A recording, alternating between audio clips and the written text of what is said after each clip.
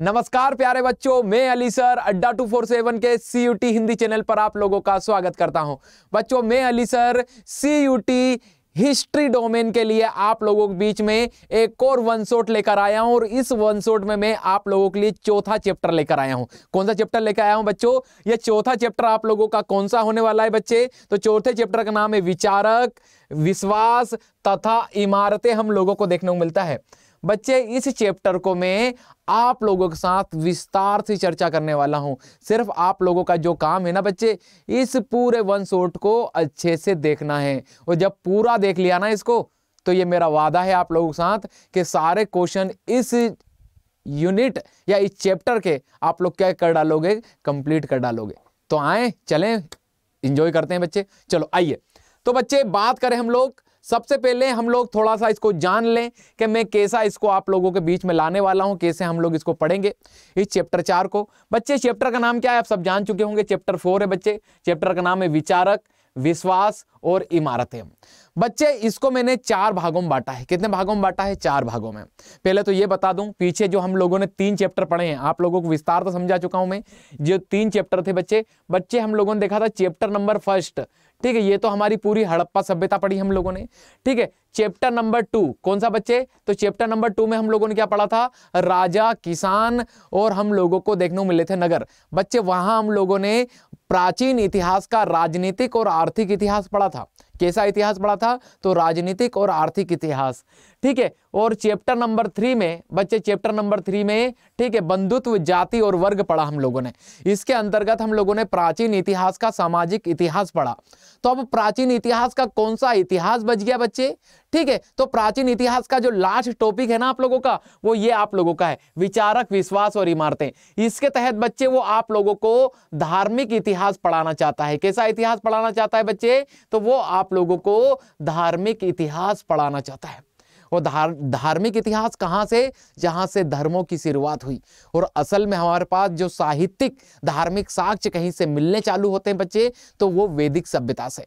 तो देखो, मैंने जो पहला भाग ही इसका बनाया ना, पहला पार्ट, ठीक है, इसको पार्ट ए नाम दे दो आप लोग, ठीक है। ये मेरे द्वारा बांटा गया है, आपके सिलेबस में भी ये डिटेल में है, ठीक है। पार्ट ए जैन धर्म बच्चे हमारा पार्ट बी हो जाएगा, ठीक है। पार्ट सी में हम लोग बौद्ध धर्म देख लेंगे और पार्ट डी में हम लोग किसको देख लेंगे बच्चे? हिंदू धर्म। अब आप लोग यहाँ दो देख रहे होंगे कि सर ने एक जगह तो हिंदू वैदिक धर्म लिख दिया और हिंदू धर्म से तो वैदिक जुड़ा है बच्चे, ठीक है, जुड़ा है, लेकिन ये डिक्लाइन कर जाएगा। कहाँ डिक्लाइन करेगा बच्चे? ठीक है, जैन धर्म और बौद्ध धर्म के आने के समय में ये डिक्लाइन कर जाएगा। और जब तक जैन और बौद्ध धर्म का बोलबाला रहेगा ना बच्चे, तो ये डिक्लाइन पे ही रहेंगे।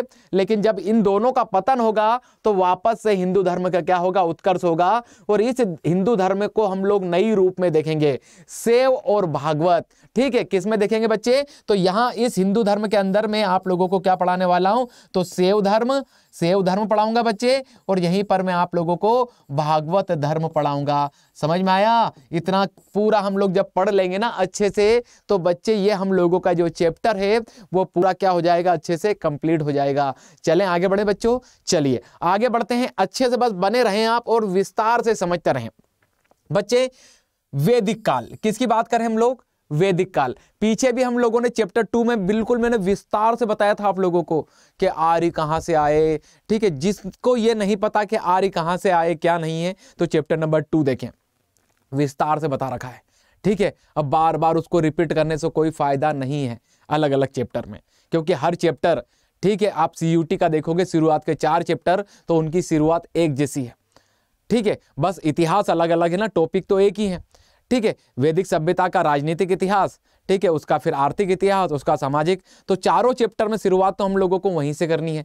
तो शुरुआत वहीं से करनी, तो बार बार ये थोड़ी बताऊंगा कि आर्य कहाँ से आए, क्या नहीं आए, ठीक है, किसके द्वारा थ्योरी दी गई आप लोगों को। तो ये सिर्फ मैंने यहाँ भी इंफॉर्मेशन आप लोगों को दे दी, जानकारी दे दी है कि आप लोग सिर्फ क्या करें बच्चों, तो चैप्टर नंबर 2 का शुरुआत देख लें, ठीक है। वहां मैंने अलग अलग मत भी समझाए हैं कि किस व्यक्ति ने किस प्रकार का मत दिया है भारत में आर्यों को लेकर आने को लेकर। मैं डायरेक्ट यहां पर चर्चा करने वाला हूं कि आर्य कहां से आए, ठीक है। तो उसी पे हम लोग आगे बढ़ेंगे। तो बच्चे आगे बढ़ें। सबसे पहले बात करें बच्चे हम लोग वैदिक काल, ठीक है। वैदिक काल, वैदिक काल हम लोगों को बच्चे दो भागों में बटा हुआ दिखाई देता है। कितने भागों में बटा हुआ दिखाई देता है? तो दो भागों में बटा हुआ दिखाई देता है, एक पूर्व वैदिक काल और एक उत्तर वैदिक काल। ये दूसरे चैप्टर में भी हम लोगों ने बात की थी। ठीक है, इसका विभाजन का कारण क्या है बच्चे? तो इसका विभाजन का कारण है लोहा।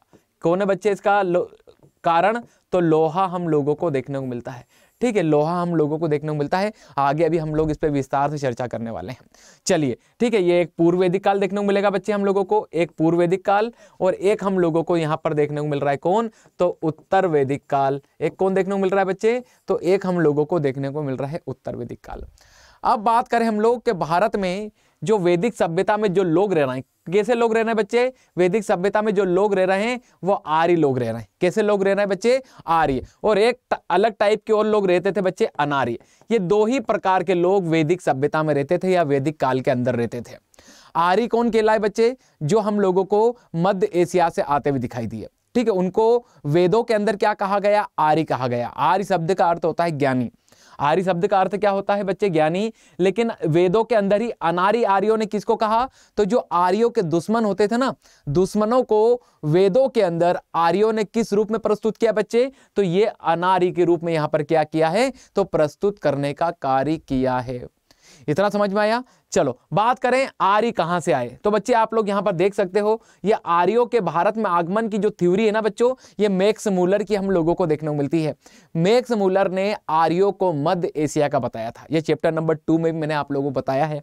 ठीक है, ये मध्य एशिया वाला रीजन है बच्चे। ठीक है, कौन सा क्षेत्र देखने को मिलता है हम लोगों को? तो ये मध्य एशिया वाला क्षेत्र है।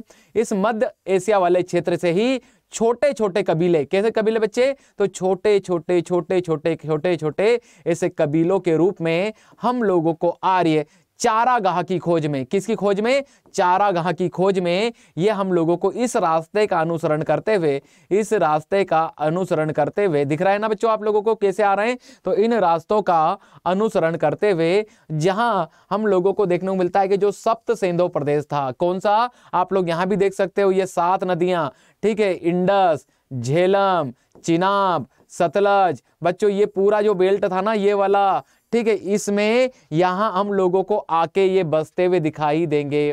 क्या होते हुए दिखाई देंगे बच्चे? तो ये हम लोगों को इस बेल्ट में आकर बसते हुए दिखाई देंगे। कौन से क्षेत्र में? इस क्षेत्र को क्या कहा गया वेदों के अंदर बच्चे? तो इस क्षेत्र को सप्त सिंधु प्रदेश कहा गया। क्या कहा गया? तो सप्त सिंधु प्रदेश कहा गया बच्चे। ठीक है, सप्त सिंधु प्रदेश कहा गया। सप्त सिंधु का तात्पर्य क्या है कहने से बच्चे?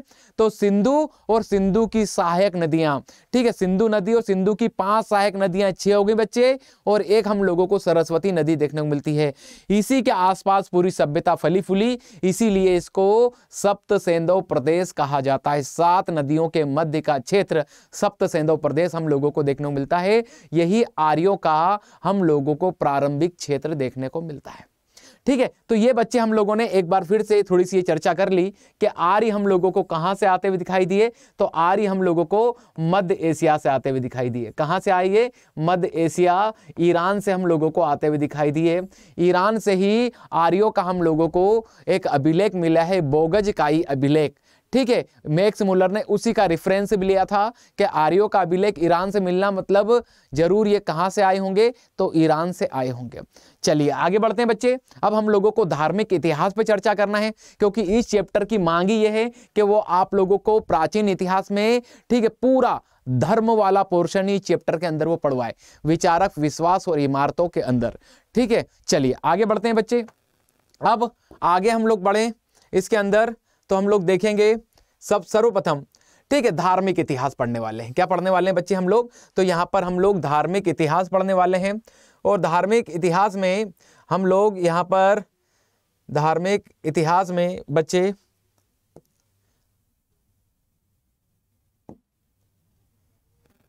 चलो धार्मिक इतिहास पढ़ने वाले हैं बच्चे हम लोग।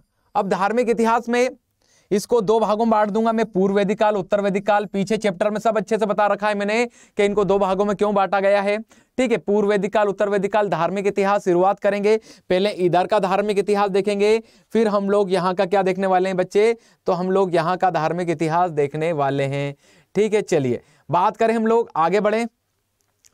अब आगे बढ़े ना तो हम लोग इसमें सबसे पहले धार्मिक इतिहास, और धार्मिक इतिहास में सबसे पहले पूर्व वैदिक काल। किसकी बात करेंगे बच्चे? पूर्व वैदिक काल। इसके बाद हम लोग चर्चा करने वाले हैं किसकी? तो उत्तर वैदिक काल की हम लोग यहां पर चर्चा करेंगे। बच्चे सुनना आप लोग ध्यान से, बात करें पूर्व वैदिक काल, पूर्व वैदिक काल के लोग, ठीक है, पूर्व वैदिक काल के लोग और उत्तर वैदिक काल के लोगों के धार्मिक जीवन में किस प्रकार से हम लोगों को परिवर्तन आता हुआ दिखाई देगा। और इस परिवर्तन में आप लोग मुख्य भूमिका देखोगे ना तो लोहे की। जैसे मैंने आप लोगों को जो चैप्टर 2 था उसमें बताया था कि राजनीति भी पूर्व वैदिक काल के मुकाबले में उत्तर वैदिक काल में परिवर्तित होगी, तो उसका कारण लोहा था, ठीक है। उसी चैप्टर 2 में मैंने आर्थिक जीवन बताया था कि पूर्व वैदिक काल में अर्थव्यवस्था अलग थी और उत्तर वैदिक काल में जाके अर्थव्यवस्था परिवर्तन हो गई। उसका भी कारण क्या था? लोहा। तो राजनीति, अर्थव्यवस्था, समाज भी बताया था, ठीक है। तो उसका में दोनों में पूर्व वैदिक काल का समाज अलग था, ठीक है, उत्तर वैदिक काल में, तो उसका भी कारण कौन था? लोहा। और धर्म में भी परिवर्तन कौन लाता हुआ दिखाई देगा? तो लोहा। आप लोग सोच रहे होंगे यार कि इस लोहे ने तो हर चीज कठिन कर दी, तो बिल्कुल ठीक है, यही हम लोगों को बताना है आप लोगों को मुझे, ठीक है, कि किस प्रकार से जो सिंपल सा पूर्व वैदिक काल में इन लोगों का धार्मिक जीवन था, उत्तर वैदिक काल में किस प्रकार जाके कठिन होता हुआ दिखाई दिया। तो क्या कहा बच्चे मैंने? पूर्व वैदिक काल का जो धर्म था ना बच्चे, बड़ा सरल था, बड़ा सिंपल, और उत्तर वैदिक काल में जाकर यहां का धर्म क्या होता हुआ दिखाई देगा हम लोगों को बच्चे? तो कठिन होता हुआ दिखाई देगा। क्या होता हुआ दिखाई देगा हम लोगों को? तो ये कठिन होता हुआ दिखाई देगा। कैसे? तो सुनना बच्चे, पूर्व वैदिक काल के जो लोग थे ना, अभी मैंने बताया था आप लोगों को कि मध्य एशिया से पशु चराते हुए चारागाह की खोज में कहां पहुंच गए ये लोग? तो भारत तक हम लोगों को आते हुए दिखाई दिए, और ये सप्त सेंधव प्रदेश में आकर बसे ना। तो बच्चे ये जो लोग थे ना, वैदिक सभ्यता के लोग, हम लोगों को उनके पूर्व वैदिक काल के अंदर, ठीक है, प्रकृति के उपासक हम लोगों को देखने को मिलेंगे। कैसे उपासक देखने को मिलेंगे? प्रकृति के उपासक देखने को मिलेंगे, अर्थात यहां पर जो पूजा पाठ होगी बच्चे, वो लौकिक जीवन पर आधारित होगी। किस पर आधारित होगी? पूजा पद्धति। पूजा पद्धति किस पर आधारित होगी बच्चे? तो यहां की पूजा पद्धति लौकिक जीवन पर आधारित होगी। कैसे जीवन पर? तो लौकिक जीवन पर हम लोगों को आधारित देखने को मिलेगी। यहां के जो लोग थे ये सिर्फ लौकिक जीवन पर ज्यादा विश्वास रखते थे, पूजा पद्धति को अपनाते थे। बात यह आती है बच्चों कि लौकिक जीवन क्या होता है। बच्चों यहाँ के जो लोग थे ना, वैदिक सभ्यता के लोग जो आर्य थे, यहाँ के जो आर्य लोग थे, इनका कहने का मकसद सिर्फ ये था कि हम जो देवी देवताओं को पूजते हैं, ठीक है, पहले तो ये बता दूं, अब उसके बाद फिर इनकी लौकिक जीवन पे आप लोगों के साथ में चर्चा करता हूं। इस काल के देवता देखो आप, ठीक है, या इस काल के प्रमुख देवता बता दो डायरेक्ट आप लोगों को। इस काल के प्रमुख देवता देखो आप लोग, ठीक है, इस काल के प्रमुख देवता कौन थे? इस काल के प्रमुख देवता बच्चे, तो इंद्र, ठीक है, इंद्र सबसे प्रमुख देवता थे। दूसरे प्रमुख कोई देवता थे तो अग्नि, फिर वरुण, ठीक है, वरुण के अतिरिक्त फिर आप लोग देखोगे तो कई सारे थे, जैसे सूर्य का मिल जाएगा, ठीक है, मरुत आप लोगों को देखने को मिल जाएंगे, मरुत, रुद्र आप लोगों को देखने को मिल जाएंगे, रुद्र मतलब शिव जी, ठीक है, और भी कई सारे ऐसे देवता हैं जो आप लोगों को पूर्व वैदिक काल में देखने को मिलेंगे। बच्चे यहां पर जितने भी देवता हैं ना, ये सब देवता शक्ति के प्रतीक हैं, ठीक है। किस चीज के प्रतीक हैं? शक्ति के प्रतीक हम लोगों को ये देखने को मिलते हैं। तो शक्ति के प्रतीक हैं, मतलब एक चीज सुनना, यहां के जो लोग थे ना पूर्व वैदिक काल के आर्य, जहां भी इन लोगों को शक्ति का आभास होता ना, पावर का, वहां ये देवता क्रिएट कर दिया करते थे। यहां इनको कोई डराता, ठीक है, जैसे उदाहरण दो आप लोगों को कि यहाँ खूब, क्योंकि नदी घाटी में रह रहे हैं सप्त सिंधु प्रदेश में, यहाँ खूब सारा पानी गिरता ना बच्चों, तो ये भगवान से प्रेयर करते, हे ईश्वर हमको बचा। समझ रहे ना आप लोग? तो ये ईश्वर मतलब इंद्र से कहते, इंद्र हमको, तो इंद्र ऐसे क्रिएट हुआ, वरुण क्रिएट हुए, अग्नि क्रिएट हुए, सूर्य खूब इनको जलाता गर्मी, तो ये प्रेयर करते सूर्य देवता थोड़ा सा, तो 4 महीने बाद ठंडी ला देते। तो कहीं ना कहीं शक्ति के प्रतीक, जहां इनको कोई डराता, वहां ये भगवान को क्रिएट कर दिया करते थे पूर्व वैदिक काल के लोग। बड़े सिंपल लोग थे, ठीक है। अब सुनना, शक्ति के उपासक थे ये, शक्ति के उपासक, और पूरी पूजा प्रकृति की कर रहे हैं, किसकी? नेचर की। अब सुनना, अब इन देवी देवताओं को आप यहां देखोगे तो देवी बड़े कम है, देवी सिर्फ सावित्री देखने को मिलेगी आप लोगों को। सावित्री बता दूं आप लोगों को, सावित्री, ठीक है, सावित्री की पूजा का उल्लेख हम लोगों को मिलता है, ठीक है, गायत्री मंत्र मिलता है ऋग्वेद के हम लोगों को, ठीक है, 3रे मंडल के अंदर, चलिए, तो सावित्री देवियों का महत्व बड़ा कम था, देवताओं का ज्यादा इस काल में महत्व है। अब एक चीज बताओ ना बच्चों, मैंने आप लोगों को बताया था कि यहां लौकिक जीवन पद्धति थी, देवता ये पूजे जाएंगे यहां पर, ठीक है, लेकिन लौकिक जीवन। अब इन देवताओं से यहां के लोग मांगते क्या थे पता है? हमारी पशुधन में वृद्धि हो जाए। लौकिक का मतलब क्या होता है कि जहां आप दुनिया में सक्सेस प्राप्त करने वाली जो चीजें मांगते हो ना भगवान से, ये लौकिक में आती हैं। देखो दुनिया में सक्सेस क्या, कि पशुधन में वृद्धि हो जाए, क्योंकि पूर्व वैदिक काल का मुख्य व्यवसाय क्या था? तो पशुपालन था। तो पशुपालन में पशु, तो पशुधन में वृद्धि हो जाए, ठीक है। इसके अतिरिक्त हमारे अनाज अधिक से अधिक हो, ये भी पूजा करते थे। इसके साथ में पुत्र रत्न की प्राप्ति हो जाए। तो कहां सक्सेस मांग रहे बच्चे? ये तो ये सक्सेस मांग रहे हैं अपने जीवन में, ना कि ये बात कर रहे हैं कि हे ईश्वर, हे इंद्र, हे अग्नि, हे वरुण, तेरे चरणों में स्थान देना। जहां भगवान से मिलने मिलाने की बात होती है ना बच्चों, उसे कहते हैं अलौकिक पूजा पद्धति। लेकिन ये अलौकिक नहीं है, ठीक है, ये लौकिक है। लौकिक मतलब दुनिया में। आज देखो ना हमारा जो जीवन है वो हम दुनिया में ही तो सक्सेस पाने के पीछे हैं कि दुनिया में सक्सेस मिल जाए, ठीक है, हमारी शादी हो जाए, ठीक है, हमारे यहाँ लड़का हो जाए, ठीक है, हमें यूपीएससी निकाल लें हम, ठीक है, हम सीयूईटी निकाल लें। ये सब ऐसी तो पूजा पद्धति करते हैं हम लोग लौकिक करते हैं, ठीक है। वहीं आपके घर में ऐसा भी मिलेगा कोई शख्स, जैसे हमारे दादा दादी हुए, नाना नानी हुए, आपके मम्मी पापा हुए, वो कैसी पूजा पद्धति करते हैं? हे ईश्वर, तेरे चरणों में स्थान देना। तो वो अलौकिक हो जाते हैं बच्चे। वो कैसे हो जाते हैं? अलौकिक। तो यहां पूरा लौकिक जीवन, और ये जो लौकिक जीवन मतलब लौकिक पूजा पद्धति पे ही आधारित इन देवी देवताओं की क्या होती थी बच्चे? तो पूजा होती थी। बड़ा सिंपल जीवन था। और एक चीज और बताऊं बच्चों, इनके जीवन में पूर्व वैदिक काल के लोगों के जीवन में यज्ञों का भी महत्व था, ठीक है। यज्ञ भी करते थे ये लोग, ऐसा नहीं कि यज्ञ नहीं करते थे, लेकिन यज्ञ जो करते थे ना, उसमें जिस भी देवी देवताओं को समर्पित करते थे तो उनसे भी जो मांगते थे ना, तो ये लौकिक जीवन वाली चीजें ही मांगते थे, ठीक है। क्या? पशुधन, ठीक है, अनाज या पुत्र की प्राप्ति हो जाए। समझ रहे हैं ना आप लोग? तो यज्ञ करते थे, ठीक है। यज्ञ तो आप लोगों को पूर्व वैदिक काल में भी देखने को मिलेंगे, ये कंफ्यूज नहीं होना। ऐसा नहीं कि यहां यज्ञ नहीं थे, यहां उत्तर वैदिक काल में यज्ञ आ गए, बिल्कुल ऐसा नहीं। यज्ञ थे, लेकिन यज्ञों का महत्व बड़ा कम था, ठीक है। यज्ञों का महत्व क्या था बच्चे? तो यज्ञों का महत्व हम लोगों को कम देखने को यहां पर मिलेगा। तो ये पूर्व वैदिक काल का हम लोगों को सिंपल सा, मैंने क्या कहा था, पहली लाइन ये लिखी थी, पूर्व वैदिक काल का जो धार्मिक जीवन था ना बच्चे, वो बड़ा ही सरल सिंपल सा जीवन, ठीक है। घर बैठ के कोई भी कैसी भी क्रियाकलाप कर सकता था, लेकिन इस सरलतम धार्मिक जीवन में आग लगा दी लोहे ने। किसने लगा दी बच्चे? लोहे ने। अब आप लोग सोच रहे होंगे कि क्या बोल रहा है बंदा, लोहे ने कैसे आग लगा दी धार्मिक जीवन में? तो सुनना आप लोग। अब देखो बच्चे, लोहा आया, ठीक है, लोहे के कारण ही तो हम लोग पूर्व वैदिक काल को और उत्तर वैदिक काल को अलग अलग करते हैं। अब सुनना, लोहा आने से बच्चे, सुनना, लोहे के आने से कृषि का विकास हुआ बच्चे। सुनना, लोहे के आने से कृषि का विकास हुआ, ठीक है। अब कृषि का विकास हुआ तो कृषि अच्छी होने लगी ना, तो ब्राह्मणों की स्थिति अच्छी हुई, ठीक है। ब्राह्मणों की स्थिति में सुधार हुआ, ठीक है। अब ब्राह्मणों की स्थिति में सुधार हुआ तो सुनना आप, देखो मैंने पिछला जो चैप्टर पढ़ाया था, 3rd चैप्टर बंधुत्व, जाति और वर्ग, उसमें मैंने समाज पे बताया था, वैदिक सभ्यता के समाज में, कि पूर्व वैदिक काल में वर्ण व्यवस्था समाज, ठीक है। अभी यहां हम धर्म पढ़ रहे हैं, लेकिन थोड़ा सा पीछे की तरफ ले जा रहा हूं इसलिए कि यहां आपका कंसेप्ट क्लियर हो जाए। मैंने बताया था कि वर्ण व्यवस्था पूर्व वैदिक काल में आ चुकी थी, लेकिन वर्ण व्यवस्था कर्म आधारित थी। कर्म आधारित मतलब एक ही घर के 4 लोग योग्यता के आधार पर चारों वर्ण अपना सकते थे। ब्राह्मण भी हो सकता था, क्षत्रिय भी हो सकता था, वैश्य भी हो सकता था और शूद्र भी हो सकता था, ठीक है। लेकिन आप देखोगे ना, कृषि का विस्तार हुआ, ठीक है। लोहे के आने से कृषि अच्छी होने लगी, तो यहां किसान महत्वाकांक्षी हो गए। कैसा? कि वो ब्राह्मणों को अपने घर बुलाने लगे, यज्ञ कराने लगे कि हमारे यहाँ अनाज में खूब सारी बढ़ोतरी हो, खूब सारी। और देखो कि कृषि अच्छी होने लगी, पैसा खूब आ रहा था, तो ब्राह्मण यहां पर उत्तर वैदिक काल में अब अपने अनुसार नियम बनाने लगेंगे।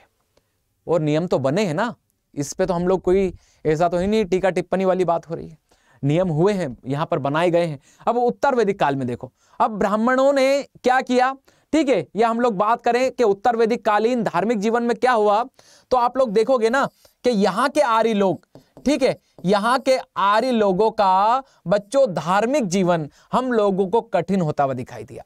कैसे कठिन होता हुआ दिखाई दिया? अब देखो, पूर्व वैदिक काल से उत्तर वैदिक काल में आप लोग आ रहे हो ना, तो पूर्व वैदिक काल के देवता उत्तर वैदिक काल में अपना स्थानिक हो बैठे। यहां पूर्व वैदिक काल के जितने भी देवता थे इसमें से सिंगल एक दो को छोड़ दो, जैसे रुद्र आप लोगों को मिलेंगे, बाकी सारे देवता पूर्व वैदिक काल के हम लोगों को उत्तर वैदिक काल में विलुप्त देखने को मिलेंगे। उत्तर वैदिक काल में 3 नए देवताओं की एंट्री हुई, धार्मिक जीवन में परिवर्तन। 3 नए देवता कौन? तो बच्चों कौन? GOD God. जीओडी गॉड मतलब ये एक ट्रिक बता रहा हूं सिर्फ बच्चे। जीओडी गॉड मतलब जनरेटर, ऑपरेटर और डिस्ट्रॉयर।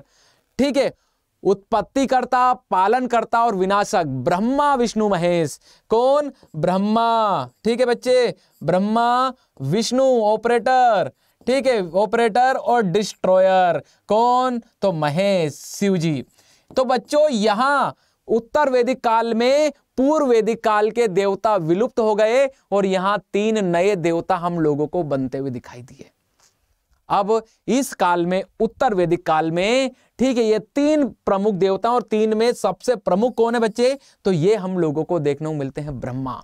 ठीक है, इसके बाद किसी का महत्व था तो विष्णु और महेश हम लोगों को देखने को मिलते हैं। अब आगे चल के चर्चा करें बच्चे। इस उत्तर वैदिक काल में ही हम लोगों को देखने को मिलता है बच्चों कि अब यहां की पूजा पद्धति मोक्ष आधारित हो गई, अलौकिक जीवन पर आधारित हम लोगों को देखने को मिलती है। यहां कैसा हो गया बच्चे? अलौकिक पूजा पद्धति, अलौकिक जीवन पर आधारित। देखो अभी मैंने क्या बताया था कि पूर्व वैदिक काल के लोग कैसे थे? पूरे लौकिक थे, वो दुनिया में सक्सेस प्राप्त करना चाहते थे। लेकिन उत्तर वैदिक काल में, ठीक है, किस चीज की बात की जाने लगी बच्चे? तो अलौकिक जीवन की बात की जाने लगी। मतलब अब स्वर्ग और नर्क की अवधारणाएं हम लोगों को आती हुई दिखाई देंगी। कहां पर? तो इस उत्तर वैदिक काल के अंदर। उत्तर वैदिक काल के अंदर ही हम लोगों को, ठीक है, मोक्ष की अवधारणा आती हुई दिखी। कौन सी अवधारणा आती हुई दिखाई दी? मोक्ष। और मोक्ष मतलब समझते हो ना आप लोग? स्वर्ग और नर्क, मोक्ष। और जब मोक्ष आया ना बच्चे, तो यही इस उत्तर वैदिक काल के जो ब्राह्मण रहेंगे वो यज्ञ और बलि को प्रमोट करेंगे। किसको बढ़ावा देंगे बच्चे? तो यज्ञ और बलि को बढ़ावा दिया जाएगा। तो इसमें अगला पॉइंट ही कौन सा देखने को मिलेगा आप लोगों को? तो इस काल में यज्ञों का महत्व बढ़ा। किसका महत्व बढ़ा? तो यज्ञों का महत्व बढ़ा। देखो बच्चों मैंने यहां क्या बताया था कि यहां भी यज्ञ थे, लेकिन यज्ञों का महत्व यहां पर कम था। यज्ञों का महत्व बढ़ा और यज्ञों में बलि का प्रयोग किया जाने लगा। बलि, ठीक है, बलि का प्रयोग किया जाने लगा। और बलि कौन सी बच्चे? पशु बलि। ठीक है, पशु बलि और यज्ञ यहां पर हम लोगों को क्या होते हुए दिखाई दिए बच्चे? तो अधिक से अधिक हम लोगों को यहां पर बड़े बड़े यज्ञ होने लगे। और बड़े बड़े यज्ञ कैसे बड़े बड़े बच्चे? तो यहां अग्निओष्टम यज्ञ, राशि यज्ञ, ठीक है, अश्वमेध यज्ञ, अग्निओष्टम जैसे यज्ञ यहां उत्तर वैदिक कालीन धार्मिक जीवन पर इतिहासकार लिखते हैं। और वेदों में हम लोगों को उल्लेख मिलता है कि जो सामान्य जनता थी ना, इनके हाथों से यज्ञ निकल गए। क्या हुआ बच्चे? यज्ञ, सामान्य जनता से यज्ञ निकल गए, वो यज्ञ करा ही नहीं पाएंगे। अत्यधिक खर्चीले हो गए यज्ञ। कहां पर? उत्तर वैदिक काल के अंदर। तो सुनना बच्चों, यहीं से पृष्ठभूमि बनने लगेगी जैन और बौद्ध धर्म की। आप लोग देखो, महावीर और गौतम एक क्षत्रिय राजघराने से आते थे। इनको क्या जरूरत लगी घर से निकलने की? ठीक है, घर से निकलकर धर्म का झंडा ऊंचा करने की तो आवश्यकता यही लगी कि बच्चों यहां पर जो उत्तर वैदिक काल में जो धर्म, सरलतम धर्म चला आ रहा था पूर्व वैदिक कालीन, उसमें हम लोगों को कठिनता आती हुई दिखाई दी। यहीं पर कुछ चीजें बताऊं आप लोगों को। इस उत्तर वैदिक काल में महिलाओं से उपनयन संस्कार का अधिकार छीन लिया गया। ठीक है, उनसे सभा समिति जैसी राजनीतिक संस्थाओं में बैठने का अधिकार छीन लिया गया। ठीक है, इसके साथ साथ उनको मोक्ष का भागी नहीं माना गया। शूद्रों से उपनयन संस्कार का राइट छीन लिया गया। तो बच्चों सारे उत्तर वैदिक काल में हम लोगों को ये काम होते हुए दिखाई देते हैं। बच्चों बड़ा अच्छे तरीके से आप लोगों को मैंने समझा दिया कि पूर्व वैदिक काल का धार्मिक जीवन कैसा था और उत्तर वैदिक काल में जाकर ये धार्मिक जीवन बदला कैसे। तो इसका कारण सिर्फ ये कृषि और कृषि के साथ ब्राह्मणों का उत्कर्ष। आप लोग देखो ना, समाज में ये तो धर्म बात कर रहा हूं। पिछले लेक्चर में मैंने जो समाज बताया था, तो समाज में क्या बताया था उत्तर वैदिक काल में कि वर्ण व्यवस्था भी जाति आधारित होगी उत्तर वैदिक काल में। सिर्फ किसके कारण? कृषि से ब्राह्मणों का विकास। ब्राह्मणों ने यहां पर कहा कि ब्राह्मण अब आगे चलकर ब्राह्मणी का कोई कार्य करेगा तो उसका पुत्र और फिर जब ब्राह्मण ने ऐसी थ्योरी दी तो क्षत्रिय कहाँ पीछे रहने वाला था? क्षत्रिय ने क्या कहा कि भैया अब जो राजा है, मैं आगे चलकर मेरा बेटा, जो नीचे दो वर्ग थे जो उत्पादन में भाग लेते थे, वैश्य और शूद्र, ठीक है, इन दोनों से अत्यधिक कर लिया जाएगा। मतलब सीधी सी बात है, सुविधा विहीन वर्ग बनेंगे दो, और दो सुविधा भोगी वर्ग बन गए उत्तर वैदिक काल के अंदर। तो यहां इस प्रकार का धार्मिक जीवन हम लोगों को कठिनतम देखने को मिलता है। अच्छे से समझ में आया बच्चों? अब कुछ चीजें और बता दूं बच्चों, यहां पूर्व वैदिक काल में, ठीक है, फैक्ट है, एग्जाम में आ सकते हैं आप लोगों की सीयूईटी के अंदर। इंद्र का उल्लेख ऋग्वेद के अंदर कितनी बार किया गया बच्चे? तो 250 बार किया गया। कितनी बार किया गया बच्चे? तो 250 बार। अग्नि का उल्लेख कितनी बार किया गया? ये सब लिख लेना आप लोग, 200 बार किया गया है। कितनी बार किया गया? तो 200 बार हम लोगों को देखने को मिलता है। वरुण का उल्लेख कितनी बार किया गया बच्चे? तो 30 बार किया गया है। कितनी बार किया गया? तो 30 बार हम लोगों को ये देखने को मिलता है। चलिए आगे बढ़े बच्चे, अभी कुछ और फैक्ट आप लोगों में बताने वाला हूं। अब अगला फैक्ट क्या बताने वाला हूं बच्चे, सुनना। जो पूर्व वैदिक काल था ना बच्चे, ये जो पूर्व वैदिक काल में, ठीक है, कौन सा ग्रंथ लिखा गया? तो ऋग्वेद। ठीक है, ऋग्वेद यहां लिखा गया है, ठीक है, क्योंकि वेदों की संख्या कितनी है? 4 वेद हैं। तो ऋग्वेद पूर्व वैदिक काल का ग्रंथ है। और जो 3 वेद हैं बच्चे, 3 वेद कौन कौन से? यहां लिख रहा हूं बच्चे में, सामवेद, यजुर्वेद और अथर्ववेद। ठीक है बच्चे, ये 3 वेद हम लोगों को उत्तर वैदिक कालीन देखने को मिलते हैं। कौन से कालीन देखने को मिलते हैं? तो उत्तर वैदिक कालीन हम लोगों को ये देखने को मिलते हैं। ठीक है बच्चे, समझ में आया इतना? चलिए अभी आप लोगों को मैं आगे चलकर अब इस धार्मिक जीवन में, चाहे वो पूर्व वैदिक काल हो चाहे वो उत्तर वैदिक काल हो, इन दोनों को मिलाकर 1500 बीसी से लेकर 600 बीसी के बीच में जो वैदिक साहित्य लिखा गया, ठीक है, वैदिक लिटरेचर लिखा गया, ठीक है, इसी पे हम लोगों को चर्चा करना है। ऋग्वेद और 3 ये जो अन्य हम लोगों को वेद देखने को मिलते हैं, इस पे डिटेल में आगे अब चर्चा करने वाला हूं आप लोगों से। चलिए आगे बढ़े बच्चों, आगे अब हम लोग बात करने वाले हैं। ठीक है, अब सुनना आप लोग ध्यान से, मैं चर्चा करने वाला हूं वैदिक साहित्य पे। किस पे चर्चा करने वाला हूं बच्चे? वैदिक साहित्य क्या चीज है? ठीक है, वैदिक साहित्य। ठीक है बच्चे, वैदिक साहित्य पे हम लोग चर्चा करेंगे। ठीक है, वैदिक साहित्य। पहले तो ये बता दूं कि वैदिक साहित्य में, ठीक है, वैदिक साहित्य में क्या क्या आता है। ठीक है, वैदिक साहित्य में, ठीक है, चलिए सबसे पहले कुछ चीजें और समझ लो आप लोग। इसको समझने से पहले सबसे पहले बच्चों समझना वेद। बच्चे वेद शब्द का अर्थ क्या होता है बच्चे? तो वेद शब्द का अर्थ होता है ज्ञान। ठीक है, वेद शब्द का, ये नोट करके लिखना आप लोग। ठीक है, वेद शब्द का अर्थ क्या होता है बच्चे? तो ज्ञान हम लोगों को देखने को मिलता है। और एक चीज सुनना, वेद कितने हैं बच्चे? तो 4 वेद हैं। वेदों की संख्या कितनी है? तो 4 वेद हैं। 4 वेद कौन कौन से हैं बच्चे? तो ऋग्वेद है। ठीक है, ऋग्वेद हम लोगों को देखने को मिलता है बच्चे। हम लोगों को दूसरा सामवेद देखने को मिलता है। दूसरा कौन देखने को मिलता है? सामवेद। तीसरा कौन देखने को मिलता है बच्चे? तो यजुर्वेद देखने को मिलता है। और चौथा हम लोगों को कौन देखने को मिलता है बच्चे? तो ये अथर्ववेद देखने को मिलता है। कौन देखने को मिलता है? अथर्ववेद। ठीक है, 4 वेद। अब सुनना, मैं आप लोगों को कुछ चीजें बता रहा हूं। वेद का अर्थ ज्ञान। वेदों की संख्या कितनी बच्चे? 4 वेद हैं। अब सुनना, इन चारों वेदों के सम्मिलित रूप को क्या कहा जाता है? ये एग्जाम का क्वेश्चन है। चारों वेदों के सम्मिलित रूप को किस नाम से पुकारा जाता है? तो बच्चे इसको संहिता कहा जाता है। ठीक है, क्या कहा जाता है इसको? तो बच्चे संहिता कहा जाता है। ठीक है, इसको नोट करके अच्छे से लिख लो। ठीक है, क्वेश्चन क्या पूछा जाएगा कि संहिता क्या है? ठीक है, तो चारों वेदों के सम्मिलित रूप को संहिता कहा जाता है। या तो ऐसे क्वेश्चन पूछ ले या ऐसे पूछ ले कि संहिता, चारों वेदों के सम्मिलित रूप को क्या कहा जाता है? तो संहिता। समझ में आया इतना बच्चे आप लोगों को? चलिए आगे बढ़ूं। अब एक चीज बता रहा था बच्चे, अब जो वेद है ना बच्चे, इन चारों वेदों को अपौरुषीय कहा जाता है। क्या कहा जाता है? अपौरुषीय कहा जाता है।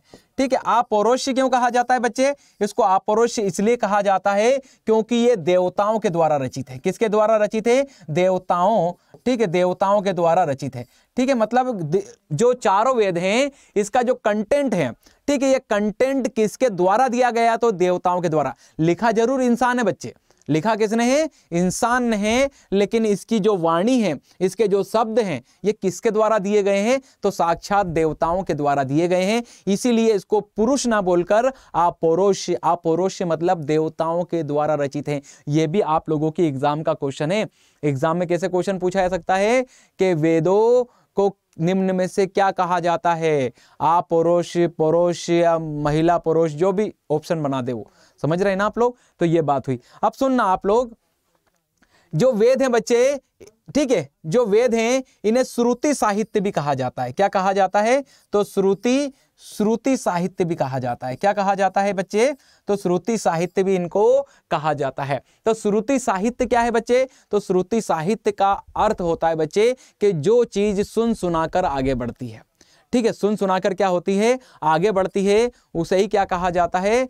ठीक है, उसे श्रुति साहित्य। तो एक चीज बताऊं आप लोगों को, जो वेद है ना बच्चों, चारों वेद, चाहे वो ऋग्वेद हो, चाहे वो सामवेद हो, चाहे वो अथर्ववेद हो, चाहे वो ठीक है, चाहे वो यजुर्वेद हो, ये चारों वेद प्रारंभ में सुन सुनाकर, जैसे देवताओं ने इनकी बातें बोल दी बच्चों सामान्य लोगों को। अब सामान्य लोगों से ये एक पीढ़ी से दूसरी पीढ़ी, दूसरी से तीसरी, तीसरी से चौथी, ऐसे कई 500-600 साल बीत गए बच्चे, ठीक है।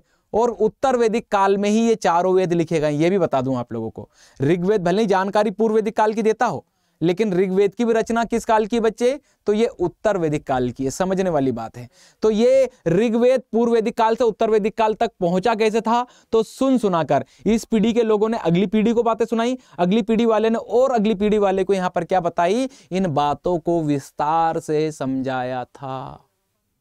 इतना समझ में आया आप लोगों को? चलें आगे बढ़े। चलिए, अब इतना ये समझा दिया बच्चों मैंने, ये कुछ की होती हैं एग्जाम में, एडवांस क्वेश्चन बन जाते हैं। अब एक शब्द और बता दूं, फिर उसके बाद मैं वैदिक साहित्य पे आता हूं। एक शब्द और क्या बता दूं बच्चों आप लोगों को? आर्य शब्द का अर्थ। इसका अर्थ क्या होता है? आर्य शब्द का अर्थ होता है ज्ञानी, ठीक है, ज्ञान। देखो, वेद का अर्थ क्या बताया? ज्ञान। और इन वेदों से जो ज्ञान प्राप्त करेगा वो क्या कहलाएगा बच्चे? तो ज्ञानी। लेकिन ज्ञानी तो होता है, लेकिन एक अर्थ और होता है बच्चे इसका, श्रेष्ठ। एक अर्थ और क्या होता है? श्रेष्ठ। एक और अर्थ होता है बच्चे कुलीन। तो आर्य शब्द के 3 अर्थ हैं, ज्ञानी, श्रेष्ठ और कुलीन। ये भी आप लोग नोट करके रख लेना। ये भी क्या करके रख लेना आप लोग? अच्छे से नोट करके रख लेना। चलें आगे बढ़ते हैं। अब मैं आप लोगों को अच्छे से वैदिक साहित्य समझाता हूं। बच्चे क्या बताता हूं आप लोगों को मैं कि वैदिक साहित्य क्या है। इसको अच्छे से नोट कर लिया आप लोगों ने? चलिए ठीक है। चलो, सीयूटी के लिए बड़ा इंपॉर्टेंट चैप्टर है बच्चे, ठीक है। आप लोग प्रीवियस ईयर के क्वेश्चन देखोगे ना तो सारे क्वेश्चन सोल्व कर डालोगे। मॉडल पेपर लगाओ, कुछ भी लगाओगे ना आप लोग, तो ये जो मैं पढ़ा रहा हूं आप लोगों को, ऐसा नहीं कि मैं ही पढ़ा रहा हूं तो आप लोगों के लिए, कहीं से भी पढ़ोगे तो आप लोगों को क्वेश्चन बन जाएंगे, ठीक है। लेकिन मैं आप लोगों को एक विस्तार पूर्वक एक एक चीज कंसेप्ट के साथ कि एक्चुअल में हुआ क्या होगा उस समय में, ठीक है, उसका बिल्कुल स्वयं चित्रात्मक हम लोग एक अच्छे से इमेज यहां पर बना पा रहे हैं दिमाग के अंदर। चलिए, वैदिक साहित्य बता दूं बच्चे, वैदिक साहित्य में क्या क्या आता है, ठीक है। वैदिक साहित्य में क्या क्या आता है इसकी हम लोग चर्चा कर लें, ठीक है। वैदिक साहित्य में, ठीक है, ये भी क्वेश्चन पूछा जाता है एग्जाम में कि निम्न में से कौन एक वैदिक साहित्य का पार्ट नहीं है, ठीक है, इस टाइप से। तो बच्चे वैदिक साहित्य में कौन कौन आते हैं? तो बच्चे 4 वेद आते हैं, ठीक है। 4 वेद किसके पार्ट माने जाते हैं? वैदिक साहित्य के पार्ट माने जाते हैं। इसके बाद बच्चे ब्राह्मण ग्रंथ। इसके बाद कौन से ग्रंथ? तो ब्राह्मण ग्रंथ हम लोगों को देखने को मिलते हैं, ठीक है। इसके बाद हम लोग बात करें बच्चे तो अरण्य ग्रंथ हम लोगों को देखने को मिलते हैं। कैसे ग्रंथ देखने को मिलते हैं? तो अरण्य ग्रंथ देखने को मिलते हैं। और एक ग्रंथ हम लोगों को देखने को मिलते हैं उपनिषद। एक कौन देखने को मिलते हैं हम लोगों को? तो उपनिषद हम लोगों को देखने को मिलते हैं, ठीक है बच्चे। चलो आगे बढ़ते हैं हम लोग। अब बात करें 4 वेद, ठीक है। सबसे पहले बात करें हम लोग ऋग्वेद। सर्वप्रथम किससे बात करें हम लोग? ऋग्वेद की बात करें बच्चे। ऋग्वेद, ठीक है। 4 वेदों में, वैदिक साहित्य में 4 वेद लिखे गए। अब देखो, वैदिक साहित्य मतलब वैदिक काल में जो साहित्य, जो लिटरेचर लिखा गया उसी को क्या कहा जाएगा? वैदिक साहित्य। सुनना, ये कब से कब तक की बात है बच्चे? तो 1500 बीसी से लेकर 600 बीसी के बीच में, ठीक है। 1500 बीसी से 600 बीसी के बीच में जो साहित्य, जो किताबें लिखी जाएंगी वही किसका पार्ट कहलाएंगी? वैदिक साहित्य का। तो यही तो लिखे गए बच्चे, 4 वेद लिखा गए, ब्राह्मण ग्रंथ लिखे गए। ब्राह्मण ग्रंथों की संख्या कितनी है? तो ब्राह्मण ग्रंथों की संख्या 8 है। अरण्य ग्रंथों की संख्या कितनी है? तो 7 है। उपनिषद ग्रंथों की संख्या कितनी है बच्चे? 8 है। लेकिन सुनना, ये टोटल 108 है, लेकिन वैदिक साहित्य मतलब 1500 से 600 के बीच में कितने लिखे गए थे ये? तो ये लिखे गए थे 12। तो ये भी क्वेश्चन बन जाता है। टोटल पूछ लेना कि टोटल उपनिषद कितने? तो 108। लेकिन जो वैदिक साहित्य है 1500 600 के बीसी में कितने लिखे गए थे? तो 12 लिखे गए थे। इसीलिए क्वेश्चन अलग अलग आते हैं। बिल्कुल कंसेप्ट के साथ पढ़ा रहा हूं आप लोगों को, ठीक है, एक एक के साथ में 2-2 3-3 क्वेश्चन आप लोग यहां से बना डालोगे। चलिए आगे बढ़े बच्चे। अब बात करें ऋग्वेद की, किसकी बात करें हम लोग? ऋग्वेद। बच्चे ऋग्वेद हुआ, दूसरा ग्रंथ कौन देखने को मिलेगा हम लोगों को? सामवेद देखने को मिलेगा, सामवेद। तीसरा कौन देखने को मिलेगा बच्चे हम लोगों को? तो यजुर्वेद देखने को मिलेगा, और इसी के साथ हम लोगों को अथर्ववेद देखने को मिलेगा। अथर्ववेद हम लोगों को बच्चे देखने को मिलेगा, ठीक है, अथर्ववेद हम लोगों को देखने को मिलेगा, ठीक है, ये 4 वेद। अब ये 4 वेद देखोगे ना, ऋग्वेद, ऋग्वेद को प्राचीनतम वेद, आप लोगों के एग्जाम में ऐसे क्वेश्चन पूछे जाते हैं, ठीक है, ऋग्वेद सबसे प्राचीनतम वेद है, ठीक है, और इसी में ये क्वेश्चन पूछ ले कि सबसे, ठीक है, सबसे आधुनिक वेद कौन सा है या सबसे नवीन, ठीक है, सबसे नवीन वेद कौन सा है बच्चे? तो सबसे नवीन, क्योंकि सबसे लास्ट का कौन सा है? तो लास्ट ही हम लोगों को देखने को मिलता है अथर्ववेद, तो नवीन कौन होगा? अथर्ववेद होगा, ठीक है। बच्चे ऋग्वेद की बात करें ना हम लोग, तो ऋग्वेद का जो पुरोहित होता है, जो मंत्रोच्चार करता है, इसका जो पंडित होता है, ठीक है, इसका जो पुरोहित होता है बच्चे, वो कौन कहलाता है? तो ये हम लोगों को देखने को जो मिलता है, ठीक है, इसका जो मंत्रोच्चार करता है वो होता हम लोगों को देखने को मिलता है। कौन देखने को मिलता है? होता या होत्र इसको कहा जाता है, ठीक है बच्चे, पुरोहित। ऋग्वेद में कितने मंत्र हैं बच्चे? ठीक है, सुनना, पहले तो ये बता दूं, ऋग्वेद में 10 मंडल है बच्चे। कितने मंडल हैं इसके अंदर? 10 मंडल हम लोगों को देखने को मिलते हैं। इसमें 1028 सूक्त हैं बच्चे, ठीक है, और इसमें 10,580 मंत्र हैं। कितने मंत्र हैं? 10,580 मंत्र हम लोगों को देखने को मिलते हैं, और इन मंत्रों को ही जो पढ़ेगा ना बच्चों, जो पुरोहित पढ़ेगा, वो क्या कहलाएगा? तो होता या होत्र हम लोगों को देखने को मिलता है। ये सबसे इंपॉर्टेंट वेद हम लोगों को देखने को मिलता है, ठीक है। इसके फिर इसमें भी डिटेल है बच्चे, 10 मंडलों को भी हम लोग आगे बढ़ा सकते हैं, ठीक है, पहले से लेकर 10 मंडल, ठीक है। तीसरा मंडल विश्वामित्र के द्वारा रचित है, इसमें गायत्री मंत्र का, ये लिख लेना आप लोग जो मैं बोल रहा हूं, गायत्री मंत्र का उल्लेख हम लोगों को इस 10 मंडल में से तीसरे मंडल में बच्चे, कौन से मंडल में? तीसरे मंडल में गायत्री मंत्र का उल्लेख देखने को मिलता है। गायत्री मंत्र सावित्री को समर्पित है, जो कि सूर्य की पत्नी थी। किसने लिखा गायत्री मंत्र? तो विश्वामित्र के द्वारा बच्चे। इसके बाद 7वां मंडल, 7वें मंडल में 10 राज युद्ध का उल्लेख है। कौन से युद्ध का? 10 राज युद्ध का उल्लेख, जो भरत कबीले और पुरु कबीले के बीच में रावी नदी के किनारे लड़ा गया, ठीक है। इसके बाद हम लोग बात करें, इस 7वें मंडल में ही एक चीज का और उल्लेख मिलता है, वरुण देवता का उल्लेख, ठीक है, वरुण देवता का उल्लेख कुल 200 बार मिलता है इस मंडल में, ठीक है। इसके बाद 9वां मंडल बच्चे, 9वें मंडल के अंदर सोम देवता का उल्लेख किया गया, और 10वें मंडल के अंदर ही वर्ण व्यवस्था का हम लोगों को चर्चा मिलती है, वर्ण व्यवस्था, ठीक है बच्चे। तो ये बात हुई हम लोगों की यहाँ पर ऋग्वेद में। ऋग्वेद के बाद बात करें सामवेद की, किसकी बात करें बच्चे? तो सामवेद हम लोगों को यहाँ पर देखने को मिलता है। सामवेद की क्या बात करें बच्चे? तो सामवेद से ही भारतीय संगीत की शुरुआत मानी जाती है। सारे गामा पा की लय, आप लोगों ने गाना सुना होगा ना, सारे गामा, ऐसे सुना होगा ना आप लोगों ने बच्चे। तो ये सामवेद के अंदर ही, ठीक है, हम लोगों को पहली बार चर्चा मिलती है। देखो कुछ नहीं हुआ बच्चे, जो ऋग्वेद था ना, उसी के मंत्रों को सामवेद के अंदर गा के उसको पढ़ा गया है, ठीक है, गाया गया है, ठीक है। तो एक नई शैली का जन्म हुआ सामवेद से। इसके बाद बच्चों तीसरा वेद जो देखने को मिलेगा हम लोगों को, यजुर्वेद देखने को मिलेगा, ठीक है। यजुर्वेद को एक कर्मकांडी वेद कहा जाता है। क्या कहा जाता है बच्चे? कर्मकांडी वेद, ठीक है। कर्मकांडी वेद मतलब इसमें यज्ञ के दौरान की जाने वाली विधियों का उल्लेख हम लोगों को देखने को मिलता है, और इसमें यज्ञ कौन सा आप लोग यज्ञ करते हो तो कैसे फल की प्राप्ति होगी, ये तक इसके अंदर बताया गया है। इसीलिए यजुर्वेद को एक कर्मकांडी वेद भी कहा जाता है, ठीक है बच्चे। चलो अब बात करें अथर्ववेद। अथर्ववेद सबसे लोकप्रिय वेद माना जाता है बच्चे। क्यों माना जाता है? क्योंकि इसमें यज्ञों के अतिरिक्त हम लोगों को देखने को मिलता है कि जो लोकप्रिय विषय होते हैं, जैसे जादू टोना, भूत प्रेत, वशीकरण, ठीक है। आप लोगों ने देखा होगा ना बाबा बंगाली, वो जो बसों के अंदर लिखा होता है कि घर बैठे सौतन से छुटकारा पा रहे हैं, वशीकरण करवाएं। तो इस प्रकार का जो सारा कंटेंट है वो हम लोगों को अथर्ववेद में देखने को मिलता है। समझ में आया बच्चे आप लोगों को? तो एक चीज और बता दूं बच्चों, ये जो ऋग्वेद है ना, ऋग्वेद भी यज्ञ से संबंधित है, इसमें भी यज्ञ मिलते हैं। सामवेद में भी हम लोगों को क्या मिलते हैं बच्चे? यज्ञ देखने को मिलते हैं। यजुर्वेद में भी हम लोगों को क्या देखने को मिलते हैं? यज्ञ। लेकिन यज्ञ तो हैं, लेकिन कौन सा यज्ञ करोगे तो कैसा फल मिलेगा, ठीक है, ये हम लोगों को इसमें बताया गया है। अथर्ववेद में भी यज्ञ है, यज्ञ के साथ साथ में ये इसका विषय लौकिक भी हम लोगों को देखने को मिलता है। लौकिक मीन्स वो जो बात करें, जादू टोना, भूत प्रेत, वशीकरण, इस प्रकार की चीजें हम लोगों को इसमें देखने को मिलती हैं। किसमें? अथर्ववेद में। एक कॉमन सी चीज बता दूं बच्चों आप लोगों को, ये प्रारंभ के जो 3 वेद है ना बच्चों, कौन से? ऋग्वेद, सामवेद और यजुर्वेद, इनकी रचना किसने की है? वेद व्यास ने की है। किसने की है बच्चे? वेद व्यास के द्वारा की गई है। वे वेद व्यास जिनके द्वारा महाभारत की भी रचना की गई थी। ये मैंने आप लोगों को दूसरे चैप्टर में बताया है, ठीक है। और अथर्ववेद किसके द्वारा लिखा गया बच्चे? तो ये अथर्वा ऋषि के द्वारा लिखा गया है। किसके द्वारा लिखा गया? तो ये लिखा गया है अथर्वा ऋषि के द्वारा, ठीक है। तो ये हम लोगों की चर्चा थी बच्चे वेद के ऊपर। अब बात करें ब्राह्मण, ठीक है। ब्राह्मण ग्रंथ बच्चे गद्य शैली में लिखे गए। गद्य मतलब कहानी की फॉर्म में। किस में लिखे गए हैं? तो कहानी की फॉर्म में लिखे गए, ठीक है। और ब्राह्मण ग्रंथ किससे संबंधित है? तो यज्ञों से संबंधित है। किससे संबंधित है? इसमें भी यज्ञ है, लेकिन यज्ञ तो इसमें है, लेकिन कौन सी शैली में? कहानी के रूप में इसमें दर्शाया गया ब्राह्मण ग्रंथों में। और ब्राह्मण ग्रंथों में यज्ञ से संबंधित है ना, तो इनकी संख्या कितनी है ब्राह्मण ग्रंथों की? तो 8 हम लोगों को देखने को मिलती है। आगे बात करें बच्चे अरण्यक ग्रंथ, इसमें रहस्यात्मक ज्ञान है। कैसा ज्ञान देखने को मिलता है बच्चे हम लोगों को? तो रहस्यात्मक ज्ञान हम लोगों को इसके अंदर देखने को मिलता है। और अरण्यक जो ग्रंथों की संख्या है बच्चे, ये कितने हम लोगों को देखने को मिलते हैं? तो ये 7 हम लोगों को देखने को मिलते हैं। इसके बाद बात आए बच्चे हम लोग अगली बात करें उपनिषद। किसकी बात करें हम लोग? उपनिषद की। उपनिषद वैदिक साहित्य के 12 हैं, लेकिन टोटल कितने हैं बच्चे? 108 देखने को मिलते हैं।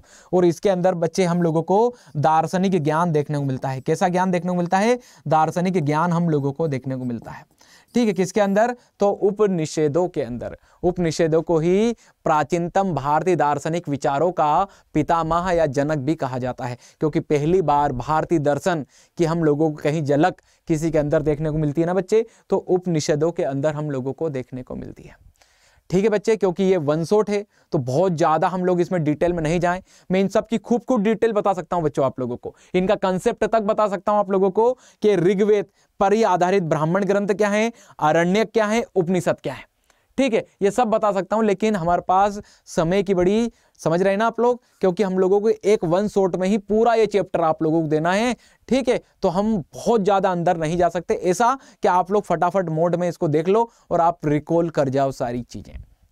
समझ में आया? जिसको भी कंसेप्ट पढ़ना है इसका डिटेल वाला, तो कमेंट करें कि अली सर आप ये भी थोड़ा सा इसको डिटेल में, तो मैं अलग से लेक्चर लेके आऊंगा। चलिए आगे बढ़ते हैं। अब हम लोग, अब बच्चे हम लोग चर्चा करने वाले हैं इसके बाद जैन और बौद्ध धर्म पे। किस पे चर्चा करने वाले हैं? अब मैं यहां पर चर्चा करूंगा जैन धर्म और बौद्ध धर्म की। और सर्वप्रथम यहां पर मैं जो आप लोगों के साथ में चर्चा करने वाला हूं, वो मैं करने वाला हूं जैन धर्म की। तो बच्चों अब चर्चा कर रहे हैं हम लोग जैन धर्म की। जैन धर्म को समझने से पहले एक चीज बता दूं बच्चों आप लोगों को, कि जो जैन धर्म है बच्चे, किसकी बात करें हम लोग? जैन धर्म की, ठीक है। ध्यान से समझना बच्चों हैं, जो जैन धर्म है वह हम लोग बात कर लें बौद्ध धर्म। किसकी बात कर लें बच्चे? तो बौद्ध धर्म की, ठीक है। ये दोनों ही बच्चे धर्म हम लोगों को एक साथ उद्भव में आते हुए दिखाई दिए, ठीक है। वैसे जैन धर्म बौद्ध धर्म से पुराना है बच्चे, ठीक है, लेकिन इसके वास्तविक जो संस्थापक कहे जाते हैं महावीर, ठीक है। इसके वास्तविक संस्थापक कौन कहा जाता है बच्चा? तो महावीर स्वामी देखने को मिलते हैं। और बौद्ध धर्म के किसके बच्चे? तो बौद्ध धर्म के वास्तविक संस्थापक कौन है? तो गौतम बुद्ध हैं बच्चे। दोनों एक दूसरे के समकालीन हैं, ये दोनों एक दूसरे के क्या है? कंटेम्प्रेरी हम लोगों को देखने को मिलते हैं। मुझे यही समझाना था बच्चे, ठीक है, कि जैन और बौद्ध धर्म दोनों का उत्कर्ष हम लोगों को एक साथ देखने को मिलता है, लेकिन जैन धर्म बौद्ध धर्म से पुराना है। कितना पुराना है? तो इसी पे हम लोगों को चर्चा करनी है। सुनना बच्चे, हुआ क्या है, तो ये जो दोनों संप्रदाय या दोनों धर्म बन रहे हैं ना बच्चे, ये किस समय में बन रहे हैं? तो 6वीं शताब्दी बीसी में। कब की बात है बच्चे ये? तो 6वीं शताब्दी बीसी की बात है बच्चे, ठीक है, 6वीं शताब्दी बीसी की, ठीक है। और इससे पहले हम लोग क्या पढ़ के आए बच्चे? तो इससे पहले पढ़ के आए हम लोग पूर्व वैदिक काल, ठीक है। इससे पहले क्या पढ़ के आए बच्चे? हम लोग पूर्व वैदिक काल, और इसके बाद हम लोगों ने पढ़ा था उत्तर वैदिक काल, ठीक है। तो सुनना बच्चों, क्रम से बता देता हूं आप लोगों को कि इन दोनों धर्मों को, ये महावीर और गौतम को क्या जरूरत पड़ गई अपने धर्म और समाज के अंदर सुधार करने की। समझ रहे हैं? तो इनको प्रेरित किया बच्चे उत्तर वैदिक काल की जो सामाजिक और धार्मिक जो प्रक्रिया थी, जो कठिन हुई, उसी ने इनको प्रेरित किया। कैसे प्रेरित किया हम लोगों ने अभी पीछे देखा बच्चे। देखो पूर्व वैदिक काल का धर्म कितना सरल था बच्चे, ठीक है। भगवान भी सारे हम लोगों ने क्या देखे पीछे की तरफ? तो बिल्कुल प्रकृति शक्ति के प्रतीक हम लोगों को देखने को मिलती है। इंद्र, अग्नि, वरुण जैसे देवता हम लोगों को देखने को मिले। लेकिन उत्तर वैदिक काल में जाके हम लोगों ने क्या देखा बच्चे, तो यहाँ मोक्ष की अवधारणा हम लोगों ने देखी। किसकी अवधारणा देखी? मोक्ष की। यहाँ यज्ञ बड़े बड़े होने लगे, यहाँ यज्ञ क्या होने लगे बच्चे, तो बड़े बड़े। यहाँ आडंबर आ गए बच्चे, क्या आ गए? आडंबर, आडंबर व अंधविश्वास आ गए बच्चे। क्या आ गए यहाँ पर? अंधविश्वास। ठीक है बच्चे, यहां हम लोगों को बलि प्रधान धार्मिक व्यवस्था होती हुई दिखाई दी, बलि का प्रयोग होने लगा, पशुओं की बलि। तो बच्चे ये जितना भी उत्तर वैदिक कालीन जो धर्म था ना, जो धर्म में कठिनाई आई बच्चे, कठिन हुआ, ठीक है, इसी के विरोध में गौतम बुद्ध और महावीर के द्वारा, ठीक है, धर्म और समाज के अंदर सुधार के तहत नए नए मोक्ष के मार्ग अर्थात ज्ञान प्राप्ति के मार्ग दिए गए। तो ये जो उत्तर वैदिक काल की जो व्यवस्थाएं थी ना बच्चे, इसी ने 6वीं शताब्दी बीसी में हम लोगों को देखने को मिलता है कि जैन और बौद्ध धर्म के उदय की कहीं ना कहीं पृष्ठभूमि तैयार की थी। बच्चे इतना समझ में आया? चलिए, यही मुझे आप लोगों को समझाना था। अब आगे चलकर अब हम लोग एक एक करके अच्छे से समझेंगे। सबसे पहले बात कर ले बच्चे जैन धर्म की। सबसे पहले किसको पढ़ेंगे हम लोग? जैन धर्म की। अब आप लोग सोच रहे होंगे सर सबसे पहले जैन धर्म क्यों बता रहे बच्चे? इसलिए बता रहा हूं क्योंकि बच्चे जैन धर्म पुराना है किससे? बौद्ध धर्म से। ठीक है, कैसे पुराना है आप लोग सिस्टमेटिक समझते जाओगे। सुनना, बात करें बच्चे किसकी? हम लोग जैन धर्म की। जैन धर्म एक हम लोगों को शब्द देखने को मिलता है जैन। ठीक है, किस शब्द से देखने को मिलता है? जिन शब्द से मिलकर बना है, या जिन शब्द से ये निकलता हुआ हम लोगों को दिखाई देता है, जिसका अर्थ है बच्चे जिसने अपनी इंद्रियों को जीत लिया हो। इंद्रियां जो हम लोगों को 5 टाइप की देखने को मिलती हैं, उन इंद्रियों को जिसने क्या कर लिया हो? कंट्रोल कर लिया हो, जीत लिया हो, उसे ही क्या कहा जाता है बच्चे? तो जिन, और जिन से ही हम लोगों को कौन सा शब्द बनते हुए दिखाई देता है बच्चे? तो जैन हम लोगों को देखने को मिलता है। महावीर ने क्या किया बच्चे? और महावीर से पहले जो जैन धर्म में 23 तीर्थंकर और थे, वैसे महावीर को मिला के कुल 24 तीर्थंकर है जैन धर्म के अंदर, लेकिन महावीर ने अपनी इंद्रियों को, और उनसे पहले जो तीर्थंकर थे उन्होंने भी अपनी इंद्रियों को क्या किया? कंट्रोल किया, उन पे जीत पाई। तो यही क्या कहलाए बच्चे? तो जैन कहलाए। ठीक है, अब सुनना आगे। जैन धर्म भारत के प्राचीन धर्मों में से एक है। जैन परंपरा के अनुसार महावीर से पहले 23 तीर्थंकर हो चुके थे। ये मैंने बताया बच्चे अभी आप लोगों को, जिन्हें तीर्थंकर कहा जाता था। ठीक है, जैन परंपरा के अनुसार महावीर से पहले 23 तीर्थंकर हो चुके थे, जिन्हें तीर्थंकर कहा जाता था। बच्चे आप लोगों को मैं तीर्थंकर की डेफिनेशन बता दूं, लिख के रख लेना अच्छे से। क्या डेफिनेशन है? तो तीर्थंकर उसे कहा जाता है जो सामान्य मनुष्य को, ठीक है, सामान्य मनुष्य कौन है बच्चे? आप, मैं और इस टाइप के हम लोग कोई भी हो सकते हैं। तो तीर्थंकर कौन होते हैं? जो सामान्य मनुष्य को जन्म और मरण के चक्र से मुक्त करके जो मोक्ष का मार्ग दिखाते हैं बच्चे, उसी को कहा जाता है क्या? तो बच्चे उसको कहा जाता है तीर्थंकर। और जैन धर्म में कुल 24 तीर्थंकर हम लोगों को देखने को मिलते हैं। अब बात करें, महावीर जैन धर्म के 24वें तीर्थंकर थे। जैन धर्म के पहले तीर्थंकर ऋषभदेव थे। जैन धर्म के 23वें तीर्थंकर पार्श्वनाथ जी थे। ठीक है, इसी पे एक एक करके हम लोग डिटेल में चर्चा करने वाले हैं बच्चों। 24 में से मिनिमम 4-5 तो मैं आप लोगों को डिटेल में बताने वाला हूं।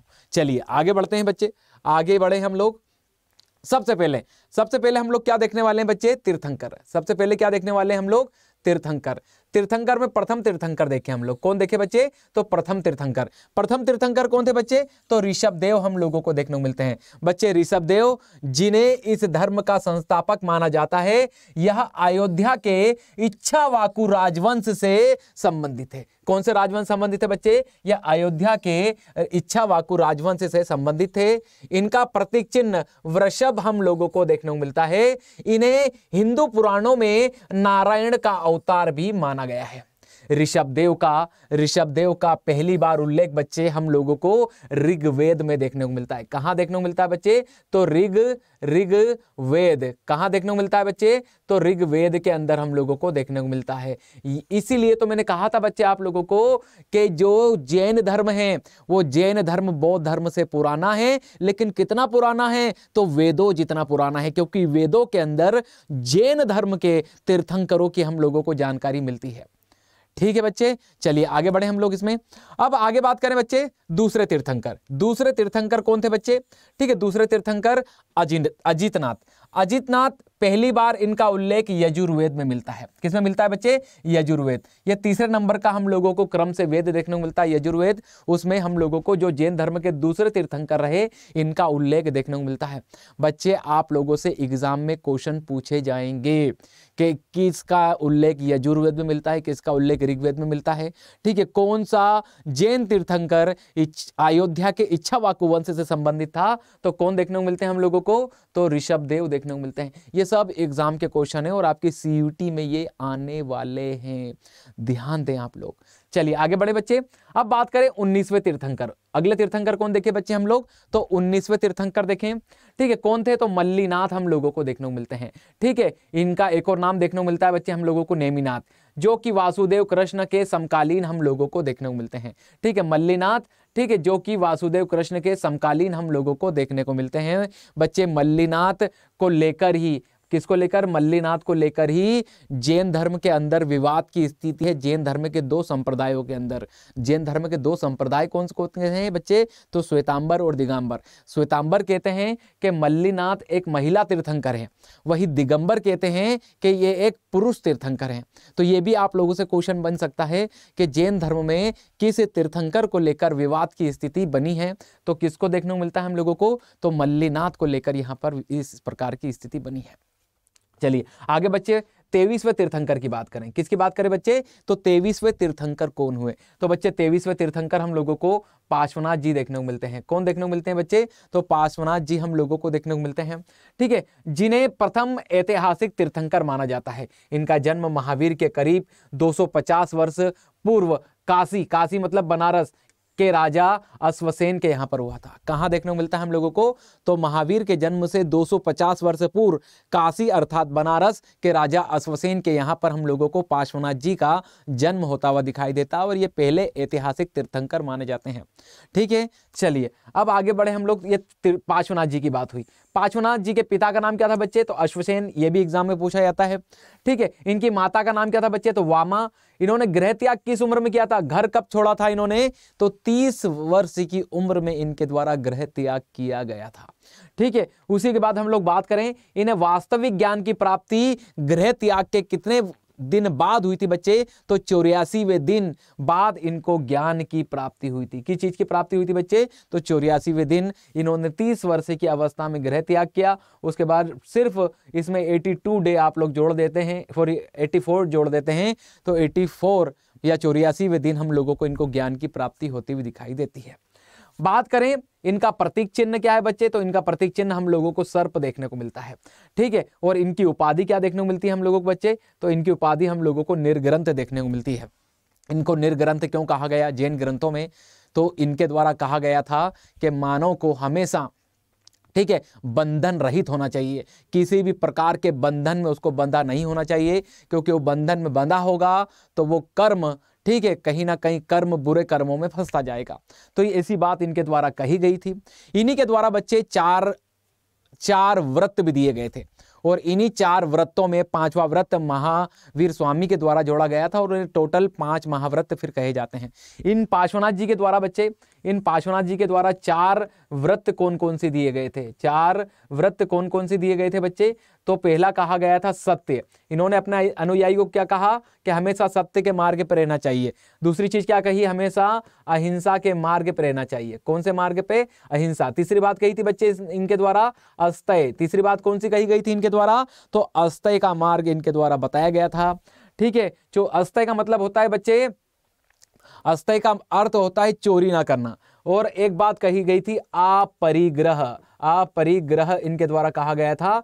अपरिग्रह का अर्थ है, ठीक है, धन का संचय ना करना। समझ में आया बच्चे। तो ये 4 व्रत दिए गए थे और 4 में जो एक और जोड़ा गया था वो महावीर स्वामी के द्वारा जोड़ा गया था। कौन सा, ब्रह्मचर्य। कुल मिला के ये 4 व्रत को फिर आगे चल के महावीर स्वामी के समय में यही 4 व्रत क्या हो जाएंगे बच्चे, तो 5 महाव्रत हो जाएंगे। समझ में आया, यही 4 चीज, इसमें एक और जुड़ जाएगा ब्रह्मचर्य, तो 5 महाव्रत वहां पर बन जाएंगे। ठीक है, तो ये हम लोगों की बात थी 23वें तीर्थंकर की। आगे बढ़े बच्चे, अब हम लोगों के सामने आ रहे हैं महावीर स्वामी। ठीक है, महावीर स्वामी की बात करें तो महावीर स्वामी हम लोग इस पे चर्चा करने वाले हैं। 24वें तीर्थंकर थे और ये जैन धर्म के अंतिम तीर्थंकर भी देखने को मिलते हैं। ये जैन धर्म के क्या देखने को मिलते हैं बच्चे, हम लोगों को अंतिम तीर्थंकर हम लोगों को देखने को मिलते हैं, जिन्हें जैन धर्म का वास्तविक संस्थापक भी कहा जाता है। जिन्हें जैन धर्म का क्या कहा जाता है बच्चे, इन्हें जैन धर्म का वास्तविक संस्थापक भी कहा जाता है। ठीक है। इनका जन्म की बात करें तो इनका जन्म बच्चे 2 तारीख है इनके जन्म की। बड़ा विवाद है, कोई 599 कहता है, कोई 540 कहता है। आप लोगों को दोनों याद रखना है, 599 भी और 540 भी। ठीक है बच्चे, तो 599 540 दोनों याद रखना है। बात करें इनका जन्म कहां हुआ बच्चे, तो वज्जी संघ के अंदर वैशाली गणराज्य था, उसके अंदर एक गांव पड़ता था बच्चे कुंडग्राम, इसी को कुंडल वन भी कहते हैं, कुंडल वन ग्राम। क्या कहते हैं बच्चे इसको, कुंडल वन ग्राम भी इसको कहा जाता है। ठीक है, कहां पड़ता था ये, वज्जी महाजनपद या वज्जी संघ के वैशाली गणराज्य के अंदर हम लोगों को ये देखने को मिलता है।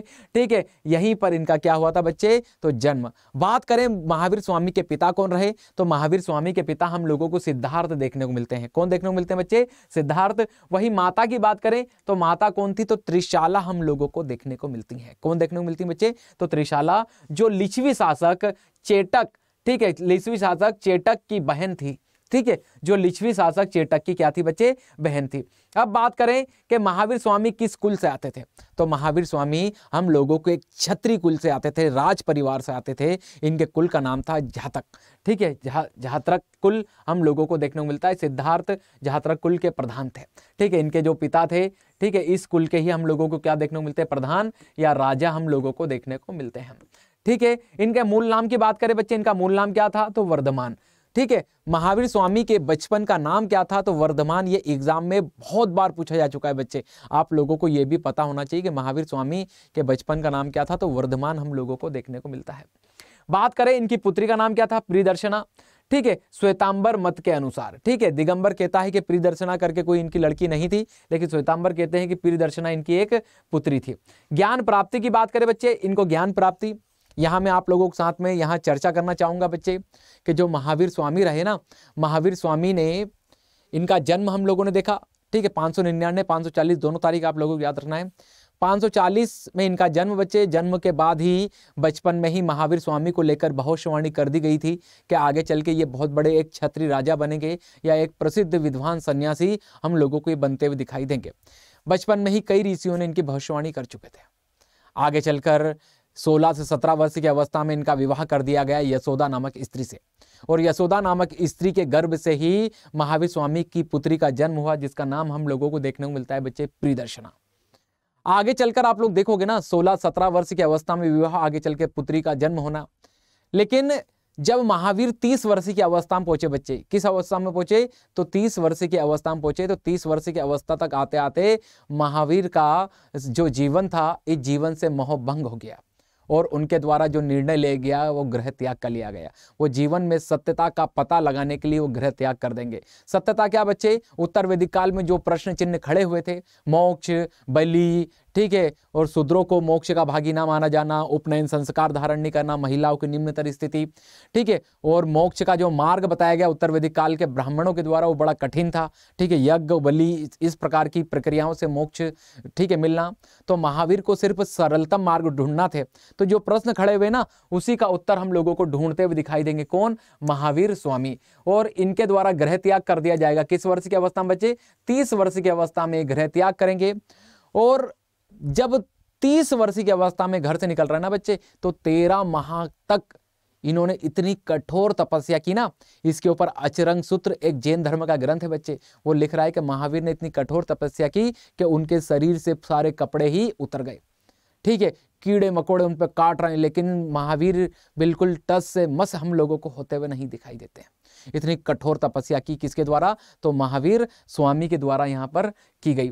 अब देखो, महावीर स्वामी को ज्ञान की प्राप्ति 12 साल लगे बच्चे। कितने साल लगे, तो 12 साल लगे। 12 साल बाद महावीर स्वामी को हम लोगों को देखने को मिलेगा वैशाली के अंदर एक ग्राम था, जुम्बिक ग्राम। जुम्बिक ग्राम के अंदर ही 42 वर्ष की अवस्था में इनको ज्ञान की प्राप्ति हुई। और ज्ञान की प्राप्ति क्या हुई, इस पे हम लोग आगे चर्चा करेंगे। ठीक है, सुनना। अब ज्ञान की प्राप्ति देखो, बैसाख शुक्ल दशमी को रीजुपालिका नदी के किनारे, रीजुपालिका नदी कहाँ पड़ती थी, जुम्बिक ग्राम में, जुम्बिक, ठीक है बच्चे, जुम्बिक ग्राम में। और जुम्बिक ग्राम कहाँ पड़ता है, तो वैशाली के अंदर, जहां इनका जन्म हुआ था। ठीक है, वैशाली के अंदर ही। तो जुम्बिक ग्राम में रीजुपालिका नदी के किनारे साल के वृक्ष के नीचे हम लोगों को भगवान महावीर को कैवल्य ज्ञान की प्राप्ति होती हुई दिखाई देती है। ठीक है, ये ज्ञान की मुद्रा में हम लोगों को महावीर बैठे हुए भी यहाँ पर दिखाई दे रहे हैं। ठीक है बच्चे, तो ज्ञान की प्राप्ति कहां देखने को मिलती है हम लोगों को? तो रिजुपालिका नदी के किनारे साल के वृक्ष के नीचे। ठीक है, यहां पर हम लोगों को जुम्बिक ग्राम में ज्ञान की प्राप्ति होगी। ठीक है, आगे बढ़े बच्चे। अब जब इनको ज्ञान की प्राप्ति होगी ना बच्चे, तो इनके कुछ नाम पड़ गए, जैसे जिन। जिन मतलब जिसने इंद्रियों को जीत लिया हो। एक महावीर इनका नाम पड़ा। ठीक है, महावीर, महाविजेता। ठीक है, जिनेंद्रिय हम लोगों को इनका नाम पड़ता हुआ दिखाई दिया। तो ज्ञान प्राप्ति के बाद महावीर स्वामी को अलग अलग नामों से पुकारा जाने लगा। अब बात करें बच्चे आगे चलकर कि अब जो महावीर स्वामी रहे, ठीक है बच्चे, अभी और आगे चलूं मैं थोड़ा सा बच्चे, इस पे चर्चा करूंगा मैं। अब इनको जब ज्ञान की प्राप्ति होगी ना, ज्ञान की प्राप्ति के बाद हम लोग देखें कि महावीर स्वामी को क्या ज्ञान के रूप में मिला था बच्चे। तो महावीर स्वामी को हम लोग देखें तो उनके द्वारा जो ज्ञान जो प्राप्त हुआ था ना, वो त्रिरत्न प्राप्त हुए थे। क्या प्राप्त हुए थे बच्चे? तो त्रिरत्न प्राप्त हुए थे। त्रिरत्न के अंदर हम लोग देखें तो 3 रत्न, ये महावीर स्वामी के प्रमुख सिद्धांत थे अपने धर्म के लिए। ठीक है, उन्होंने कहा कि जिसको भी मोक्ष प्राप्त करना है, क्या प्राप्त करना है बच्चे? जिसको भी मोक्ष प्राप्त करना है वो अपने जीवन में इन 3 रत्नों का पालन कर ले। किसका पालन कर ले? इन 3 रत्नों का पालन कर ले। ठीक है, कौन कौन से? तो सम्यक दर्शन। इसके तहत उन्होंने कहा कि वो अपना दर्शन मतलब विश्वास सही कर ले। क्या सही कर ले बच्चे? विश्वास सही करने की बात कही। उन्होंने कहा कि मानव जीवन में हमेशा विश्वास पूर्ण होना चाहिए, अधकचरे विश्वास से बचना चाहिए। ठीक है, भ्रमित होने वाले विश्वासों से बचना चाहिए, ऐसी बात यहां पर की गई। दूसरी चीज कही गई कि जिसको भी मोक्ष प्राप्त करना है अपना ज्ञान सही कर ले। क्या कर ले? अपना ज्ञान को भी सही कर ले। सम्यक का अर्थ होता है बच्चे सही, सही ज्ञान, सही दर्शन मतलब विश्वास। ज्ञान में क्या कह रहे हैं बच्चे वो? कि ऐसा ज्ञान हो जाए कि सत और असत दोनों में आप लोगों को सही का या गलत का भेद समझा दे, ऐसा आपका ज्ञान हो जाए। तो आप लोगों का ज्ञान भी कैसा होना चाहिए? सही। और फिर तीसरी बात कही बच्चे उन्होंने सम्यक आचरण। सम्यक आचरण के अंतर्गत महावीर स्वामी ने क्या कहा बच्चे? तो महावीर स्वामी इसके अंतर्गत कहते हैं कि अपना आचरण किस पे काम करो? सही आचरण करो। इन्होंने क्या कहा? तो सही आचरण की बात कही बच्चे, आचरण सही कर लो। तो तुमने 3 चीज अच्छी कर ली ना बच्चे, सम्यक दर्शन, सम्यक ज्ञान और सम्यक आचरण, तो आपको दुनिया में कोई भी मोक्ष प्राप्ति से नहीं रोक सकता। कितने सरलतम मार्ग दिए, लेकिन इन पे चलना क्या आसान था? ठीक है, इतना बिल्कुल इंसान को सारी चीज छोड़ना ही पड़ेगी। अब देखो उन्होंने क्या कहा? आचरण सही कर लो, आचरण भी सही करो। तो उन्होंने कहा कि आचरण कैसे सही होगा? तो बच्चों आचरण के तहत उन्होंने कहा कि पंच महाव्रत का अनुसरण करो। आचरण के अंदर ही आते हैं बच्चे पंच महाव्रत। उन्होंने कहा आचरण, आचरण होगा इन 5 चीजों से। इन्होंने कहा अहिंसा। क्या कहा? अहिंसा, हत्या ना करना, हिंसा ना करना, किसी भी प्रकार की हत्या नहीं होना चाहिए, बैक्टीरिया तक ना मारने की बात कही किसने? महावीर स्वामी ने।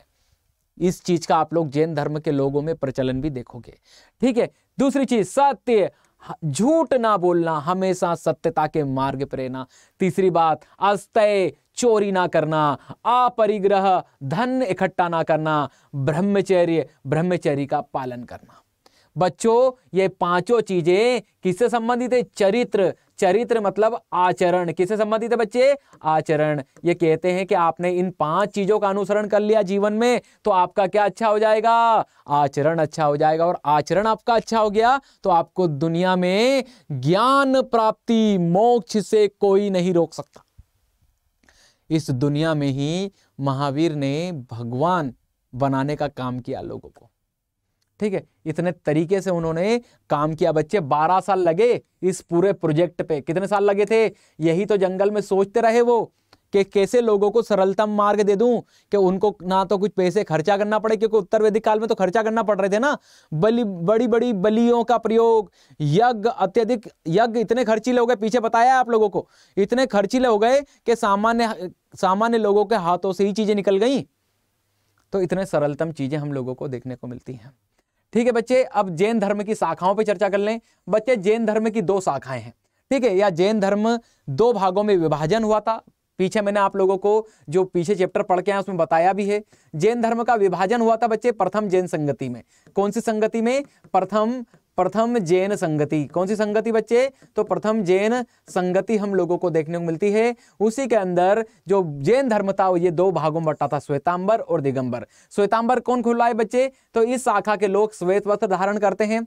इसके संस्थापक कौन देखने को मिलते हैं हम लोगों को बच्चे? तो स्तुलभद्र देखने को मिलते हैं। कौन देखने को मिलते हैं? स्तुलभद्र देखने को मिलते हैं। और यह शाखा हम लोगों को उत्तर भारत में देखने को मिलती है। कहां देखने को मिलती है बच्चे? उत्तर भारत में। ये आप लोगों से क्वेश्चन भी पूछा जा सकता है कि जैन धर्म की कौन सी शाखा उत्तर भारत में, कौन से भारत में बच्चे? तो उत्तर भारत में हम लोगों को देखने को मिलती है। तो आप लोग देख सकते हो कि नॉर्थ में हम लोगों को कौन देखने को मिलता है? श्वेतांबर। और दिगंबर हम लोगों को कहां देखने को मिलता है बच्चे? तो साउथ में हम लोगों को ये देखने को मिलेगा। इस शाखा के लोग वस्त्र नहीं पहनते एवं नग्न रहते हैं।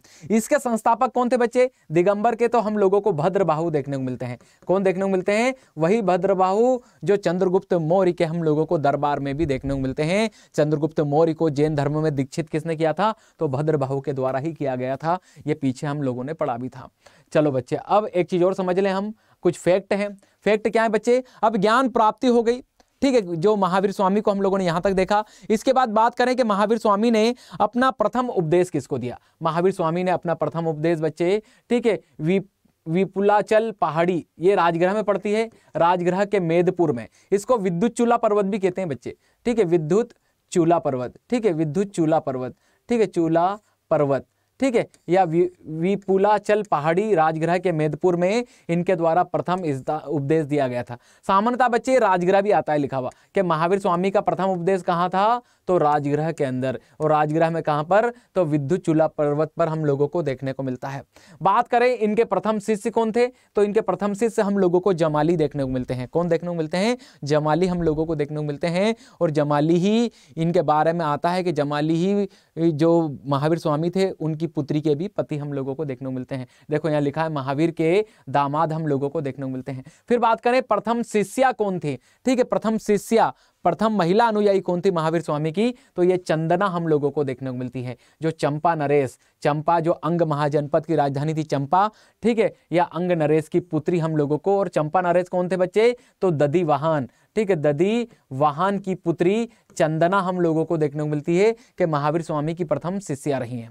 उपदेश की भाषा क्या रही महावीर स्वामी की? तो प्राकृत भाषा में महावीर स्वामी ने जनमानस की भाषा में ही अपने उपदेश दिए थे। ठीक है, बात करें इनके अनुयायी शासक कौन कौन रहे? ठीक है, तो बिंबिसार, अजातशत्रु, उदयन, चंद्रगुप्त मौर्य, ठीक है, अमोघ वंश। इसके बाद दक्षिण भारत में कौन कौन इनके अनुयायी रहे? तो गंग वंश, राष्ट्रकूट वंश, कदम्ब वंश, ठीक है, चालुक्य वंश हम लोगों को देखने को मिलता है। महावीर के अन्य नामों की बात करें तो वीर, अतिवीर, सन्मति, ठीक है, इन नामों से। और इसके अतिरिक्त महावीर भी इनका नाम है बच्चे, ठीक है, जिनेंद्रिय हम लोगों को इनका नाम देखने को मिलता है। अब देखो महावीर का प्रतीक चिन्ह हम लोगों को क्या देखने को मिलता है? तो सिंह देखने को मिलता है। और 72 वर्ष की आयु में इनकी मृत्यु हम लोगों को पावापुरी के अंदर का देखने को मिलती है। और पावापुरी कहाँ, किस महाजनपद में था बच्चे? तो मल्ल महाजनपद में। कहाँ देखने को मिलता है ये? मल्ल महाजनपद में हम लोगों को देखने को मिलता है। ये मैंने पूरे महाजनपद पढ़ाए हैं, आप लोग चैप्टर नंबर 2 देखें अच्छे से, ठीक है, उसमें बिल्कुल अच्छे से हम लोगों ने 16 महाजनपद देखे थे, उसी की राजधानी थी पावापुरी। ठीक है, महावीर स्वामी का निर्वाण हो गया था, मतलब इनकी मृत्यु हो गई थी 72 वर्ष की अवस्था में। तो बच्चे ये हम लोगों की बात हुई किस पे? तो महावीर स्वामी और जैन धर्म पे। अब आगे बढ़े बच्चे हम लोग, ठीक है, अब आगे बढ़े तो हमारे सामने आ रहा है बच्चों आगे चलकर अब बौद्ध धर्म। कौन सा धर्म आ रहा है बच्चे हमारे सामने? तो अब हम लोग चर्चा करेंगे बौद्ध धर्म पे। किस पे चर्चा करने वाले हैं बच्चे हम लोग? तो अब बौद्ध धर्म पे हम लोग चर्चा करने वाले हैं। ठीक है, बौद्ध धर्म पे। ठीक है, बौद्ध धर्म, आप लोग साइड में इमेज भी देख पा रहे होंगे किसकी? तो गौतम बुद्ध की। ये गौतम बुद्ध हम लोगों को देखने को मिलते हैं। अब बात करें गौतम बुद्ध या बौद्ध धर्म की, तो बौद्ध धर्म एक प्राचीन और एक महान धर्म है जो कि भारत से निकला। ठीक है, महात्मा बुद्ध ने बौद्ध धर्म की स्थापना की थी। बौद्ध धर्म की स्थापना लगभग 6वीं शताब्दी ईसा पूर्व में हुई, जो मैंने अभी पीछे बताया भी था आप लोगों को। ठीक है, इस धर्म को मानने वाले ज्यादातर लोग चीन, Japan, Korea, Thailand, Cambodia, Sri Lanka, Nepal, Bhutan और भारत से संबंधित हम लोगों को देखने को मिल जाते हैं। ठीक है बच्चे, तो ये हम लोगों ने भी सिर्फ इसका इंट्रो देखा है। अब बात करें गौतम बुद्ध की, तो गौतम बुद्ध बौद्ध धर्म के संस्थापक। ये सब क्वेश्चन है बच्चे, यहाँ जितना भी ये डाटा लिखा है ना, ये सब आप लोगों की एग्जाम में पूछे जाने वाले क्वेश्चन है चैप्टर से। ठीक है, बात करें हम लोग बौद्ध धर्म के संस्थापक कौन थे बच्चे? तो संस्थापक कौन है? तो महात्मा बुद्ध हम लोगों को देखने को मिलते हैं। महात्मा बुद्ध का पूरा नाम क्या था बच्चे? तो इनका पूरा नाम हम लोगों को देखने को मिलता है गौतम बुद्ध। इनके बचपन का नाम क्या था बच्चे? तो ये देखने को मिलता है हम लोगों को सिद्धार्थ। इनका जन्म कब हुआ बच्चे? तो इनका जन्म हुआ 563 ईसा पूर्व में। इनका जन्म स्थान कहां था? तो लुम्बिनी हम लोगों को देखने को मिलता है। और लुम्बिनी कहां पड़ता था बच्चे? कपिलवस्तु में। कहां पड़ता था? कपिलवस्तु गणराज्य में। ठीक है, कपिलवस्तु गणराज्य में। और कपिलवस्तु कहां पड़ता था बच्चे? तो यह पड़ता था वज्जी महाजनपद में। यह कहां पड़ता था? तो वज्जी महाजनपद में। यह महाजनपद भी हम लोगों ने पढ़ा है। ठीक है, तो चैप्टर नंबर 2 बिल्कुल देखना ना भूलें। फिर बता रहा हूं आप लोगों को, आगे भी बताया मैंने आप लोगों को कि जितने भी वन शॉट आ रहे हैं इनको 1 बाय करके आप लोग देखें और एक एक वन शॉट देखें। आप लोग अच्छे से समझ में आएगा, कंसेप्ट क्लियर होंगे आप लोगों के। ठीक है, चलिए बात करें इनके पिता का नाम क्या था? तो इनके पिता का नाम बच्चे शुद्धोधन था। ठीक है, इनकी माँ का नाम बच्चे बात करें हम लोग, तो माँ का नाम क्या था? तो हम लोगों को महादेवी देखने को मिलता है। क्या देखने को मिलता है हम लोगों को? इनकी माता का नाम, ठीक है, महादेवी। यहाँ माया देवी लिखा गया था, थोड़ा सा प्रिंटिंग मिस्टेक थी। ठीक है बच्चे, महादेवी हम लोगों को देखने को मिलता है। ठीक है, महादेवी जो बुद्ध के जन्म के 7वें दिन ही इनकी क्या हो गई थी बच्चे? तो हम लोगों को मृत्यु होती हुई दिखाई देती है। ठीक है, महादेवी की मृत्यु बुद्ध के जन्म के 7वें दिन बाद ही इनकी क्या हो गई थी? मृत्यु। तो आगे चलकर इनका लालन पालन किसने किया था? पालन पोषण तो इनकी मौसी। ठीक है, इनकी सौतेली माँ भी कहा जाता है इनको। ठीक है, क्योंकि जो इनके पिता थे, इनके पिता कौन थे बच्चे? तो हम लोगों को कौन देखने को मिलते हैं? इनके पिता शुद्धोधन। ठीक है, शुद्धोधन ने ही आगे चल के इनकी जो मौसी थी उनसे आगे चल के विवाह कर लिया था, जो इनकी सौतेली माँ भी कहलाती है प्रजापति गौतमी। ठीक है, प्रजापति गौतमी ने ही इनका लालन पोषण किया है आगे चलकर। किसका? तो गौतम बुद्ध का, क्योंकि इनकी वास्तविक जो माता थी उनकी मृत्यु हम लोगों को 7वें दिन ही होती हुई दिखाई देती है। ठीक है, अब बात करें इनका वंश क्या था बच्चे गौतम बुद्ध का? तो शाक्य वंश। ये भी एक क्षत्रिय वंश है बच्चे। ठीक है, गौतम बुद्ध भी एक क्षत्रिय थे। बार बार कह रहा हूं कि दोनों क्षत्रिय थे, महावीर भी और हम लोगों को गौतम भी। ठीक है, बात करें इनकी पत्नी का नाम क्या था? तो इनकी पत्नी का नाम यशोधरा था। देखो बच्चों, कुछ यहां पर डाउट बता दूं आप लोगों को। देखो, महावीर स्वामी की पत्नी का नाम यशोदा था और गौतम बुद्ध की पत्नी का नाम यशोधरा था। ऐसे ही जो महावीर स्वामी थे उनके पिता का नाम सिद्धार्थ था और इधर गौतम बुद्ध का नाम सिद्धार्थ है। तो कई बार कंफ्यूजन पैदा होता है, तो उसको थोड़ा सा अच्छे से कुछ ट्रिक बना के आप लोग उसको क्या कर लेना? अच्छे से याद कर लेना। ठीक है बच्चों, चलिए आगे बढ़े। अब आगे बढ़े हम लोग। अब गौतम बुद्ध के पुत्र का नाम क्या था बच्चे? तो गौतम बुद्ध के पुत्र का नाम हम लोगों को राहुल देखने को मिलता है। क्या देखने को मिलता है बच्चे? हम लोगों को राहुल। बात करें इनका गोत्र क्या था? तो इनका गोत्र हम लोगों को गौतम देखने को मिलता है। इनका गोत्र क्या देखने को मिलता है बच्चे? तो गौतम। इनके राज्य का नाम क्या था बच्चे? तो शाक्य गणराज्य हम लोगों को देखने को मिलता है। ठीक है, इनकी राजधानी क्या थी बच्चे? तो इनकी राजधानी कपिलवस्तु, मैंने पीछे बताया भी आप लोगों को। ठीक है, ज्ञान की प्राप्ति। किसकी प्राप्ति? ज्ञान की प्राप्ति। अब इसी पे थोड़ा सा हम लोग चर्चा करते हैं विस्तार से। देखो बच्चों, बात करें हम लोग किसकी? गौतम बुद्ध की। गौतम बुद्ध का जन्म हम लोगों को 563 BC में, ठीक है, कपिलवस्तु गणराज्य के लुम्बिनी नामक स्थान पर हम लोगों को होता हुआ दिखाई देता है। किसके गर्भ से? इनकी माता रही तो हम लोगों को महामाया हम लोगों को देखने को मिलती है, या महादेवी हम लोगों को देखने को मिलती है। अब सुनना बच्चों, जब इनका जन्म हुआ लुम्बिनी नामक स्थान पर, जो कि एक तराई क्षेत्र में पड़ता है नेपाल के अंदर। ठीक है, तो इनके लिए इनके पिता जो रहे शुद्धोधन, ठीक है, एक ऋषि लेकर आते हैं जब तीसरे दिन नामांकन संस्कार होता है। नामांकन संस्कार, और ऋषि का नाम था दृष्टा आसित। दृष्टा आसित आए। महावीर गौतम बुद्ध का हम लोगों को देखने को मिलेगा कि जब उन्होंने हाथ देखा ना बच्चे, ठीक है, तो हाथ देख के ही दृष्टा आसित ने क्या भविष्यवाणी की कि जितना निर्वाण मैंने अब तक प्राप्त किया, जितना ज्ञान मैंने हासिल किया है, उतना तो ये लेके पैदा हुआ है। गौतम बुद्ध के बारे में एक 80 वर्ष का ऋषि गौतम बुद्ध से तुलना कर रहा है कि जितना मैं मेरी उम्र में मैंने ज्ञान प्राप्त किया है, उतना तो ये लेके पैदा हुआ है। इसको सिर्फ अपनी बुद्धि को क्या करना है? तो तराशना है। ठीक है, विकसित करना है। ऋषि ऐसी भविष्यवाणी कर रहे हैं। और इनके पिता शुद्धोधन को क्या कह के जा रहे हैं? दृष्टा आसित। तो ये कह रहे हैं कि शुद्धोधन ये एक प्रसिद्ध ऋषि बनेगा या विद्वान बनेगा। इसको रोक सकते हो तो भोग विलास में लगा रखना। ठीक है, क्योंकि ये एक क्षत्रिय थे और क्षत्रिय का बेटा एक संन्यास धारण कर ले, ये कैसे हो सकता था? ठीक है, तो शुद्धोधन ने आगे चलकर पूरे भोग विलास की व्यवस्था की। किसके? तो ये गौतम बुद्ध की। लेकिन गौतम बुद्ध को कब तक बचा के रख सकते थे शुद्धोधन? आगे चल के देखो ना, 16 वर्ष की अवस्था में इनका विवाह यशोधरा से कर दिया गया गौतम बुद्ध का। और धीरे धीरे धीरे धीरे आगे चलकर देखोगे तो राहुल का जन्म हुआ। लेकिन कुछ ही समय बाद हम लोगों को देखने को मिलता है कि जो गौतम बुद्ध रहे, इनका दुनिया से मोह भंग हो गया। 29 वर्ष की अवस्था में जब इन्होंने पहली बार देशाटन किया, देशाटन में इनके द्वारा 4 अवस्थाएं देखी गई। एक रोगी को देखा गया, एक बूढ़े को देखा गया, एक सन्यासी को देखा गया और एक लाश को देखा गया। इन 4 अवस्थाओं को देखकर एग्जाम में ये 4 अवस्थाएं भी पूछी जाती हैं कि गौतम बुद्ध ने किन 4 अवस्थाओं को देखकर गृह त्याग किया था। तो गौतम बुद्ध ने इन 4 अवस्था, रोगी, ठीक है, एक सन्यासी, एक लाश, शव की बात करें, और एक सन्यासी, एक रोगी, ठीक है, इन 4 अवस्थाओं को देख के ही गौतम बुद्ध ने गृह त्याग किया। और बौद्ध धर्म में ये गृह त्याग की घटना हम लोगों को महाभि निष्क्रमण देखने को मिलती है। अब इनके द्वारा गृह त्याग कर दिया गया, ठीक है। आगे चलकर ये उर्वेला के जंगलों में, बोध गया के अंदर उर्वेला के जंगल पड़ते हैं, उसमें ये कठोर तपस्या करने लगे।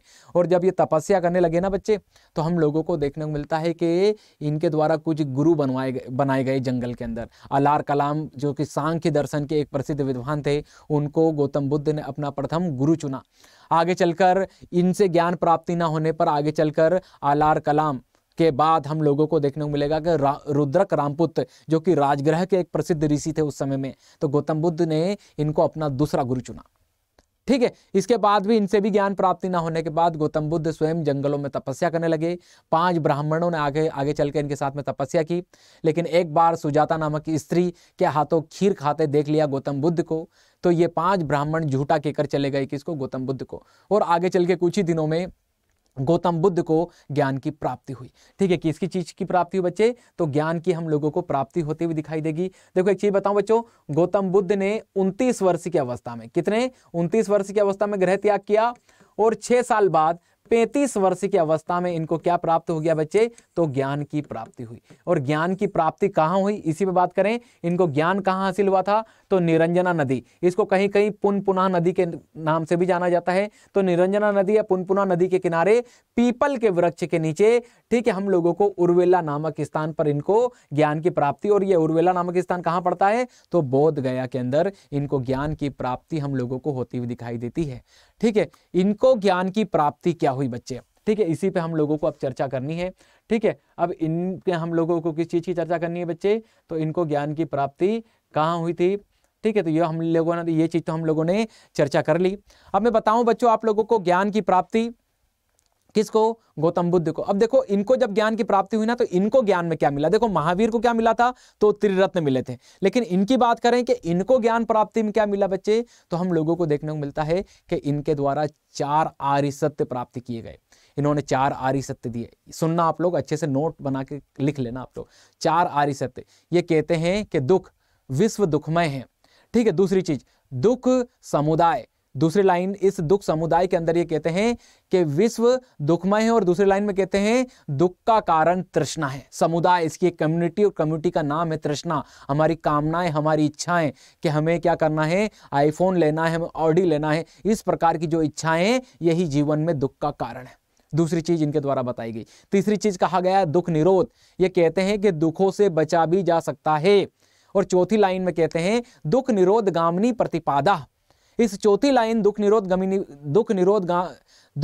गामिनी प्रतिपादा में गौतम बुद्ध कहते हैं कि मानव को दुखों से बचने के लिए अष्टांगिक मार्गों पर चलना चाहिए, या अष्टांगिक मार्गों का अनुसरण करना चाहिए। और इन अष्टांगिक मार्गों से ही मानव को असल ज्ञान की प्राप्ति हो सकती है, ठीक है। ज्ञान प्राप्ति पे बड़ा बल दिया गौतम बुद्ध ने। ज्ञान मतलब बुद्धि को विकसित करना, ठीक है। तो ये बात हो रही है हम लोगों के बच्चे गौतम बुद्ध की। अब गौतम बुद्ध क्या कह रहे हैं बच्चे यहाँ पर, तो गौतम बुद्ध ने अष्टांगिक मार्ग 8 मार्ग दिए। इन्होंने कहा कि सिर्फ इन 8 मार्गों पे चल लो। चौथी लाइन से इनके अष्टांगिक मार्ग निकल रहे हैं। ये भी क्वेश्चन पूछा जाता है बच्चे। पहले तो गौतम बुद्ध के 4 आर्य सत्य पूछे जाते हैं कि 4 आर्य सत्य कौन कौन से, तो पहला कौन सा, दुख, दूसरा दुख समुदाय, तीसरा है दुख निरोध, चौथा है दुख निरोध गामिनी प्रतिपादा। और फिर चौथी लाइन में ही उन्होंने अष्टांगिक मार्ग पे चर्चा की। तो अब अष्टांगिक मार्ग, ठीक है, क्या है, तो इन्होंने 8 मार्ग दिखाए। सम्यक दृष्टि, सम्यक कर्मांत, सम्यक अजीव, सम्यक व्यायाम, सम्यक कर्मांत, सम्यक समाधि, सम्यक चित्त, सम्यक संकल्प, ये 8 अलग अलग मार्ग दिखाए गए किसके द्वारा? गौतम बुद्ध से। आप लोगों से एग्जाम में क्वेश्चन कैसा पूछा जा सकता है बच्चे? अष्टांगिक मार्ग किस धर्म से संबंधित हैं? तो ये हम लोगों को बौद्ध धर्म से संबंधित देखने को मिलते हैं। किससे संबंधित देखने को मिलते हैं बच्चे? तो ये हम लोगों को गौतम बुद्ध से संबंधित देखने को मिलते हैं।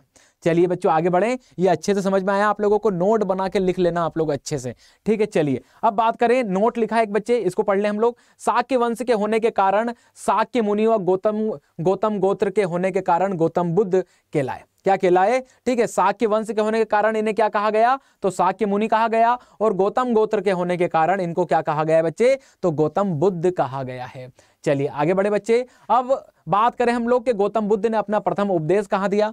मतलब पहली बार जब उनको ज्ञान की प्राप्ति होगी, 4 आर्य सत्य ढूंढ लिए, अष्टांगिक मार्ग ढूंढ लिए, तो ये सारी चीजें पहली बार उन्होंने बताई कहाँ और किसको बताई, उस पर हम लोग चर्चा कर लें। तो बच्चे इन्होंने पहली बार अपना प्रथम उपदेश दिया सारनाथ में। सारनाथ कहाँ पड़ता है बच्चे? तो काशी अथवा वाराणसी से 10 किलोमीटर पूर्वोत्तर में स्थित हम लोगों को एक स्थल देखने को मिलता है सारनाथ।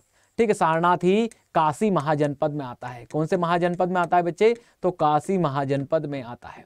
ठीक है, चलिए आगे बात करें। बुद्ध ने तीर्थ स्थल और ज्ञान प्राप्ति के पश्चात भगवान बुद्ध ने अपना प्रथम उपदेश यही दिया था। ठीक है, और प्रथम जो गौतम बुद्ध का जो प्रथम उपदेश है यह कहलाता है धर्म चक्र परिवर्तन। एग्जाम में ऐसे भी क्वेश्चन पूछे जाते हैं कि गौतम बुद्ध के प्रथम उपदेश को बौद्ध धर्म में इस घटना को किस नाम से जाना जाता है? तो धर्म चक्र परिवर्तन। पीछे मैंने बताया था कि जब ग्रह त्याग करते हैं तो उस घटना को महावीर निष्क्रमण कहा जाता है, और जब गौतम बुद्ध की मृत्यु होगी उसको महापरिनिर्वाण कहा जाएगा। तो तीनों चीज अलग अलग है, इसको नोट बना के कहीं भी साइड में लिख लेना। ठीक है, चलिए अब बात करें प्रथम शिष्य कौन रहे। ठीक है, प्रथम शिष्य तो तपस्सु और भल्लीनाथ नामक 2 बंजारे हम लोगों को देखने को मिलते हैं। प्रिय शिष्य कौन देखने को मिलते हैं? सबसे प्रिय तो आनंद। ठीक है, प्रथम शिष्या मतलब महिला हम लोगों को कौन इनके अनुयायी देखने को मिलती है? प्रथम तो इनकी मौसी प्रजापति गौतमी, और आनंद के कहने पर ही प्रथम महिला अनुयायी इनके द्वारा बनाया गया था। किसको? प्रजापति गौतमी को। यह भी क्वेश्चन पूछा जाता है कि गौतम बुद्ध ने अपना प्रथम महिला अनुयायी जो बनाया था अपनी मौसी को, किसके कहने पर बनाया था? तो आनंद जो उनके सबसे प्रिय शिष्य थे उन्हीं के कहने पर बनाया था। अब बात करें बच्चे इनका प्रथम उपदेश किस भाषा में दिया गया था, या उपदेश की भाषा क्या थी? तो दोनों ही की बात करूं ना बच्चों, चाहे वो महावीर स्वामी हो चाहे वो गौतम बुद्ध हो, इन्होंने अपने अपने जो उपदेश दिए ना वो सरलतम भाषा में या जनमानस की जो भाषा थी, आम बोलचाल की जो भाषा थी, ठीक है, उन्हीं को चुना था। तो गौतम बुद्ध ने पाली को चुना, और जैन धर्म में जो महावीर स्वामी को हम लोगों ने देखा था उन्होंने प्राकृत भाषा को यहाँ पर क्या किया था बच्चे? अच्छे से चुना था। चलिए आगे बढ़े। अब बात करें बच्चे इसमें हम लोग कि गौतम बुद्ध ने सर्वाधिक उपदेश किस स्थान पर दिए थे? तो श्रावस्ती के अंदर दिए थे। कहां दिए थे बच्चे? तो श्रावस्ती के अंदर दिए थे। फिर बात करें बुद्ध के अनुयायी शासक कौन कौन थे? तो बिंबिसार, अजातशत्रु, प्रसेनजीत, उदयन, प्रघोत और अवंतीपुत्र। ठीक है, बौद्ध धर्म को आश्रय देने वाले शासक कौन कौन रहे बच्चे? तो अशोक, हर्षवर्धन, कनिष्क और मिनेंडर। ठीक है, गौतम बुद्ध ने अपना अंतिम उपदेश कहां दिया था? तो कुशीनगर। ठीक है, इसी को कुशीनारा भी कहा जाता है। यह भी कहां पड़ता है बच्चे? तो मल्ल महाजनपद में। यह कहां पड़ता है? मल्ल। सुनना, पावापुरी भी कहां था? मल्ल में। और कुशीनारा भी कहां था? तो मल्ल में। तो मल्ल महाजनपद की 2 राजधानी थी बच्चे, पावापुरी और कुशीनारा। पावापुरी में महावीर स्वामी की मृत्यु, और कुशीनारा में किसकी मृत्यु बच्चे? तो वो हम लोगों को देखने को मिलती है गौतम बुद्ध की। पैरेलल तो चल रहे थे दोनों साथ साथ। ठीक है, मृत्यु की बात करें तो कुशीनगर में हिरणावती नदी के किनारे 483 बीसी में हम लोगों को इनकी क्या होती हुई दिखाई देती है? तो मृत्यु होती हुई दिखाई देती है। अब बात करें बौद्ध धर्म के त्रिरत्न। बौद्ध धर्म के त्रिरत्न कौन कौन से बच्चे? तो बुद्ध, धम्म और संघ। ये बौद्ध धर्म की शपथ है बच्चे। ये बौद्ध धर्म की क्या है? तो हम लोगों को शपथ देखने को मिलती है। ये क्या देखने को मिलती है बच्चे? हम लोगों को शपथ देखने को मिलती है। आप लोगों ने सुना भी होगा, बुद्धम शरणम गच्छामि। ये शपथ है बच्चे, मैं बुद्ध की शरण में आता हूं, मैं संघ की शरण में आता हूं, मैं धम्म की शरण में आता हूं। ठीक है, चलो आगे बढ़े बच्चे। अब देखते हैं हम लोग, एक नोट लिखा है यहाँ पर बच्चों आप लोगों के लिए। ठीक है, बौद्ध धर्म में मोक्ष को निर्वाण कहा गया है। निर्वाण का शाब्दिक अर्थ होता है दीपक का बुझ जाना। ठीक है, महात्मा बुद्ध को मृत्यु को महापरिनिर्वाण कहा गया, और मृत्यु के पश्चात महात्मा बुद्ध को अभी अजितब कहा गया है। क्या कहा गया है बच्चे? तो अजिताब कहा गया है। ये आप लोगों के लिए एग्जाम के पर्पज से ये सारे के सारे यहाँ पर फैक्ट डाले गए हैं, इनको बिल्कुल बारीकी से आप लोग क्या रखें, याद रखें। अब बात कर लें त्रिपिटक, किसकी बात करें बच्चे, त्रिपिटक। त्रिपिटक क्या है बच्चे, तो त्रिपिटक हम लोगों को बौद्ध धर्म के प्रमुख ग्रंथ देखने को मिलते हैं, ठीक है, और ये पाली भाषा में लिखे गए हैं। किस में लिखे गए हैं, ये पाली भाषा में। एक सूक्त पिटक देखने को मिलता है, सूक्त पिटक, ठीक है, सूक्त पिटक बौद्ध गौतम बुद्ध की इसमें शिक्षाएं और बौद्ध धर्म का इसे इनसाइक्लोपीडिया कहा जाता है, ठीक है। एक पिटक कौन सा है बच्चे, विनय पिटक, ये संघ संबंधी नियमों, दैनिक आचार विचार व विधि निषेध का संग्रह व संघ व बौद्ध मठों में रहने वाले लोगों के लिए नियमों का संग्रह इसके अंदर किया गया था, ठीक है। अभिधम्म पिटक, अभिधम्म पिटक क्या बच्चे, तो इसमें गौतम बुद्ध के दार्शनिक विचारों का संग्रह अर्थात दर्शन से जुड़े हम लोगों को विषय देखने को मिल जाते हैं, ठीक है। चलिए आगे बढ़ें, और क्या आ रहा है आप लोगों के लिए। अब बात करें बौद्ध धर्म इतनी तेजी से क्यों फैला, तो बौद्ध धर्म इतनी तेजी से, और देखो ना भारत के साथ में श्रीलंका, कंबोडिया, उसके बाद जापान, इंडोनेशिया, आप लोग कई जगह देखोगे तो बौद्ध धर्म आप लोगों को तेजी से फैलता हुआ दिखाई देगा। तो इसका कारण क्या था बच्चे, तो बौद्ध धर्म बहुत साधारण था, इसमें जाति प्रथा नहीं थी, कोई भी इसे आसानी से अपना सकता था बच्चे, सबके साथ समान व्यवहार किया जाता था, ऊंच नीच का भेदभाव नहीं था, वर्ण व्यवस्था पर हमला की, ठीक है, वर्ण व्यवस्था पर हमला किया इनके द्वारा, ठीक है, ब्राह्मणीय नियमों का विरोध किया गया, ठीक है, महिलाओं को भी संघ में शामिल इनके द्वारा किया जाने लगा, महिलाओं को पुरुषों को जितने अधिकार दिए गए। बौद्ध धर्म उदार एवं लोकतांत्रिक था, ठीक है, ईश्वर आत्मा के अस्तित्व को नहीं मानते थे, ठीक है, अनईश्वरवादी आप लोगों को और अनात्मवादी आप लोगों को बौद्ध धर्म देखने को मिलेगा, ठीक है। अनईश्वरवादी मतलब गौतम बुद्ध ईश्वर में विश्वास नहीं रखते थे, ठीक है, इनका एक सिद्धांत भी है, प्रतीत समुत्पाद का सिद्धांत आप लोगों को यहाँ पर देखने को मिल भी जाएगा इनका, ठीक है, जिसके तहत इन्होंने सीधा ईश्वर पे क्या किया था, प्रहार किया था। बुद्ध संघ के नियम ज्यादा कठोर नहीं थे, कठोर तप का विरोध करने के लिए मध्यम मार्ग अपनाने की बात की गई थी, ठीक है, मध्यम मार्ग इन्हीं के द्वारा दिया गया, ना अधिक भोग विलास ना अधिक तपस्या, बीच का रास्ता अपनाया जाए। तो ये सब कारण है बच्चे जिसके कारण बौद्ध धर्म बड़ी तेजी से, बड़ी सिंपल लैंग्वेज लिखी, आप लोग आसानी से पढ़ोगे तो आसानी से क्या हो जाएगा, आप लोगों को यहाँ पर समझ में आ जाएगा। चलिए आगे बात करें। अब बौद्ध धर्म और बौद्ध धर्म से जुड़ी एक और चीज आ रही बच्चे, स्तूप। किसकी बात करें हम लोग, तो स्तूप की बात कर लें। तो बच्चे स्तूप क्या है, तो सबसे पहले स्तूप मैंने आप लोगों को ये सेकंड यूनिट में बताया आप लोगों को कि स्तूप क्या है बच्चे बौद्ध धर्म के अंदर। तो ये हम लोगों को स्तूप बौद्ध धर्म में मृत्यु का प्रतीक देखने को मिलते हैं। किस चीज का, तो मृत्यु, ठीक है, मृत्यु का प्रतीक देखने को मिलते हैं। किस चीज का प्रतीक है, मतलब जहां भी स्तूप है वहां किसी ना किसी बौद्ध धर्म के व्यक्ति की हम लोगों को क्या देखने को मिलती है बच्चे, तो अस्थियां देखने को मिलती हैं। क्या देखने को मिलती है हम लोगों को, अस्थियां देखने को मिलती हैं। और स्तूप के अंदर हम लोग डिटेल में चर्चा करने वाले हैं सांची के स्तूप पे। किस पे चर्चा करने वाले हैं बच्चे, तो सांची के स्तूप पे। सांची का स्तूप कहां देखने को मिलता है बच्चे, तो सांची ये रायसेन में एक जगह का नाम है बच्चे। और सांची हम लोगों को, सांची ये रायसेन जिला है बच्चे। कहां जिला ये, तो मध्य प्रदेश जो राज्य है, ठीक है, वहां पर हम लोगों को ये जिला देखने को मिलता है। और रायसेन में ही हम लोगों को सांची नामक जगह देखने को मिलती है जो भोपाल से कुछ ही दूरी पर हम लोगों को देखने को मिलता है। सांची में एक प्राचीन स्तूप है जो कि अपनी सुंदरता के लिए काफी प्रसिद्ध है। सांची का यह प्राचीन स्तूप महान सम्राट अशोक के द्वारा बनवाया गया था। इस स्तूप का निर्माण कार्य 3री शताब्दी ईसा पूर्व से क्या हुआ था बच्चे, प्रारंभ हुआ था। और यहाँ पर आप लोग सांची का स्तूप की यहाँ पर इमेज देख भी पा रहे होंगे। लेकिन बात हुई बच्चे हम लोगों की कि सांची का स्तूप का निर्माण किसके द्वारा करवाया गया, तो इसका निर्माण करवाया गया बच्चे किसके द्वारा, तो अशोक के द्वारा करवाया गया। किसके द्वारा करवाया गया, अशोक के द्वारा करवाया गया। लेकिन बात करें कि इसको खोजा किसने, तो बच्चे इसकी खोज की गई थी 1818 में। कब की गई थी, 1818 में जनरल टेलर के द्वारा। किसके द्वारा की गई थी बच्चे, तो जनरल टेलर के द्वारा सन 1818 में इसकी क्या की गई थी, तो खोज की गई थी सांची के स्तूप की। ठीक है बच्चे, अब बात करें क्या इसकी मरम्मत भी करवाई गई, क्या इसकी मरम्मत भी करवाई गई समय समय पर, यह भी एग्जाम में क्वेश्चन पूछे जाते हैं। तो बिल्कुल हम लोगों को इसकी मरम्मत भी देखने को मिलती है। कौन कौन, तो बच्चे एक हम लोगों को देखने को मिलते हैं पुष्यमित्र शुंग। कौन देखने को मिलते हैं बच्चे, तो पुष्यमित्र शुंग के द्वारा इसकी मरम्मत कराई गई थी। किस तरीके से मरम्मत कराई गई थी बच्चे, तो यहां पर आप लोग सुनना, यहां आप लोग ये देख पा रहे होगे ना बच्चे, यहां ये जो आप लोगों को बाउंड्री देखने को मिल रही है, क्या देखने को मिल रही है आप लोगों को, ये बाउंड्री देखने को मिल रही है। इसको कलर चेंज कर दूं बच्चे में, ठीक है, ये आप लोगों को बाउंड्री देखने को मिल रही ना। अभी तो ये कैसी देखने को मिल रही है बच्चे, आप लोगों को पत्थर की वेदिका देखने को मिल रही है। ठीक है, कैसी बनी है ये, तो ये आप लोगों को पत्थर की देखने को मिल रही है। तो जब अशोक ने इसका निर्माण कराया था ना बच्चे, किसने, अशोक ने, सम्राट अशोक ने, तो ये पाषाण की वेदिका के स्थान पर काष्ठ की वेदिका थी। कैसी वेदिका थी, काष्ठ मतलब बच्चे लकड़ी की।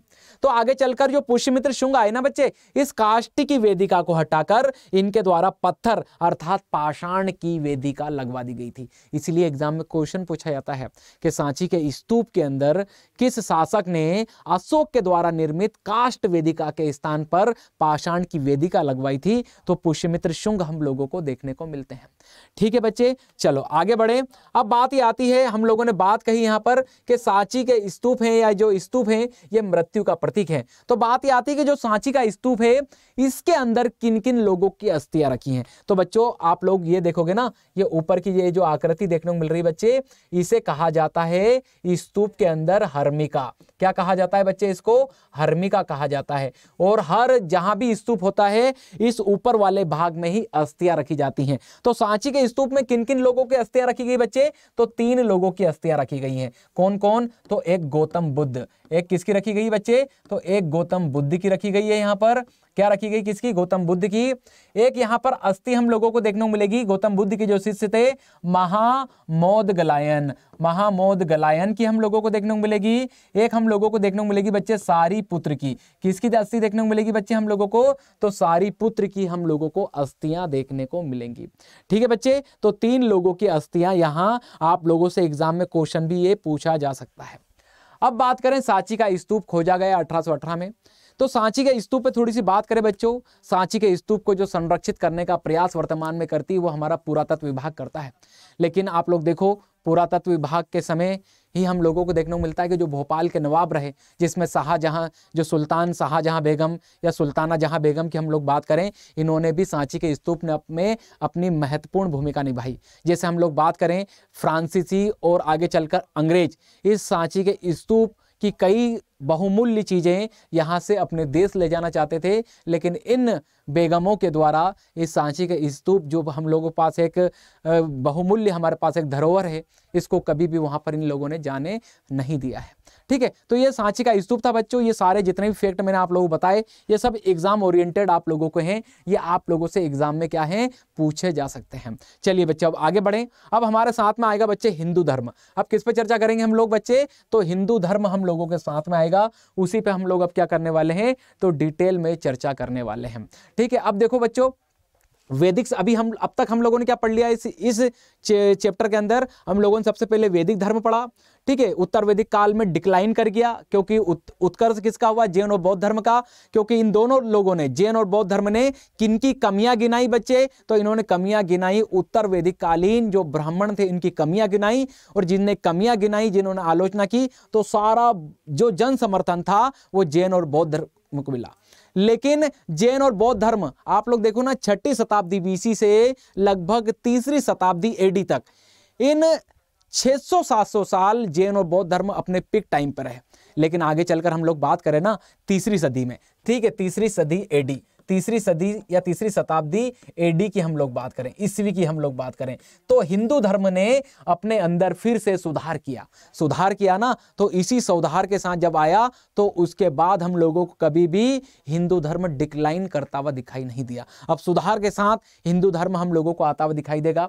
अब बच्चों हिंदू धर्म के अंदर हम लोगों को 2 संप्रदाय देखने हैं, एक भागवत संप्रदाय और एक शैव संप्रदाय। एक कौन सा संप्रदाय देखना है बच्चे, एक भागवत संप्रदाय, एक भागवत, और एक हम लोगों को देखना है कौन सा, शैव संप्रदाय। इसी के साथ हम लोगों का ये वाला चैप्टर क्या हो जाएगा बच्चे, खत्म हो जाएगा। तो आइए फटाफट हम लोग देखते हैं बच्चों इसको। ठीक है, तो बात करें भागवत धर्म की या वैष्णव धर्म की।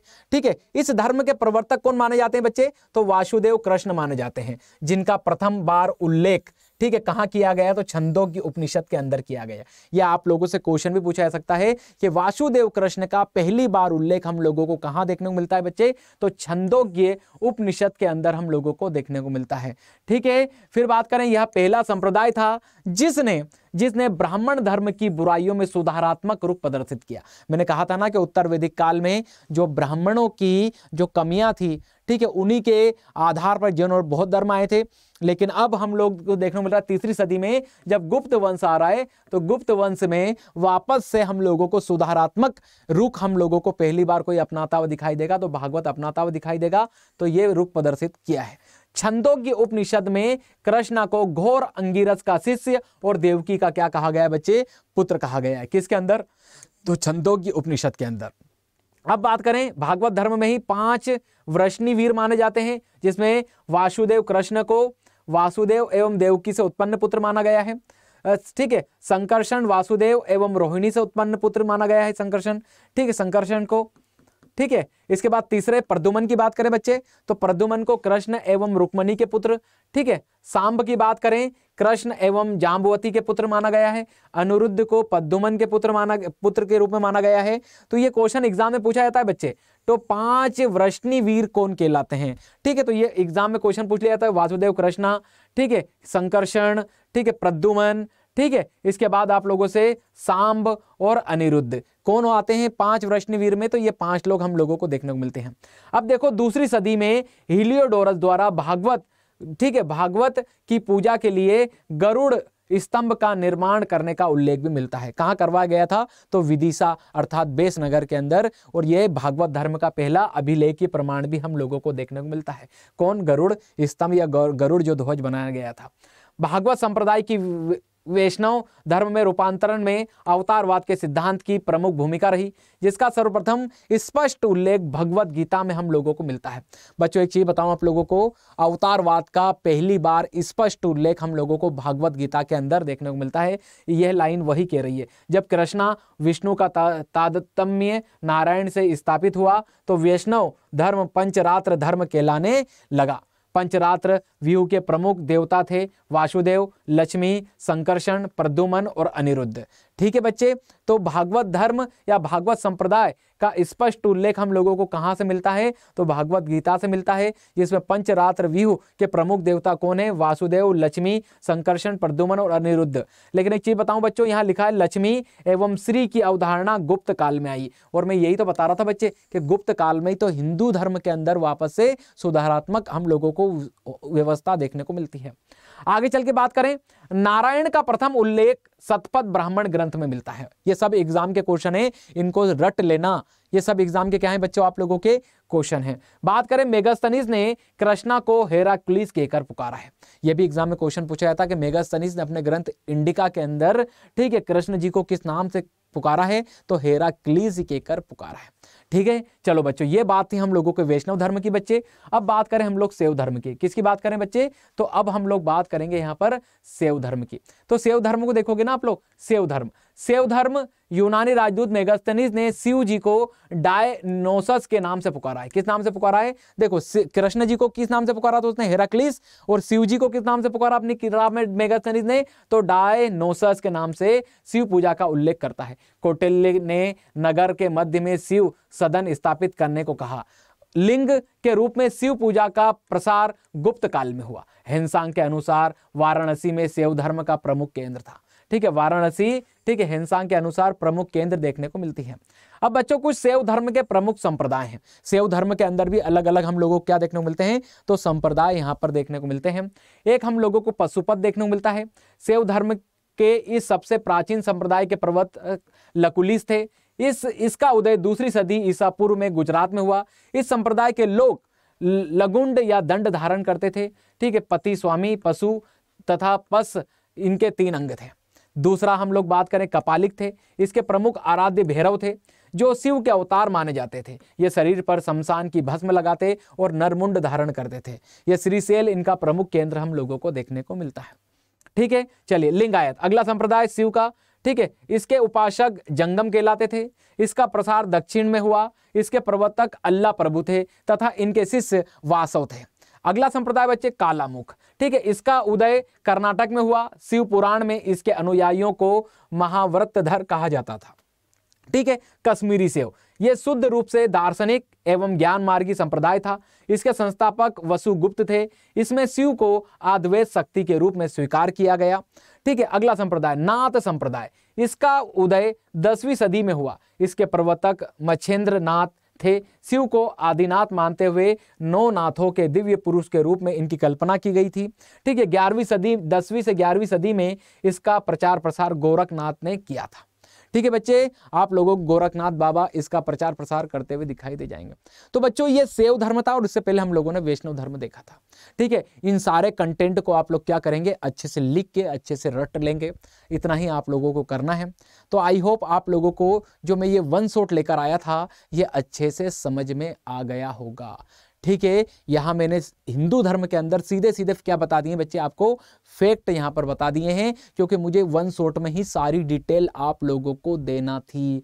ठीक है बच्चे, तो हम लोग जब भी लाइव क्लास लाएंगे आप लोगों के लिए तो इनको मैं डिटेल में भी आप लोगों को क्या कर दूंगा, अच्छे से पढ़ा दूंगा। ठीक है बच्चों, तो चलो मिलते हैं हम लोग।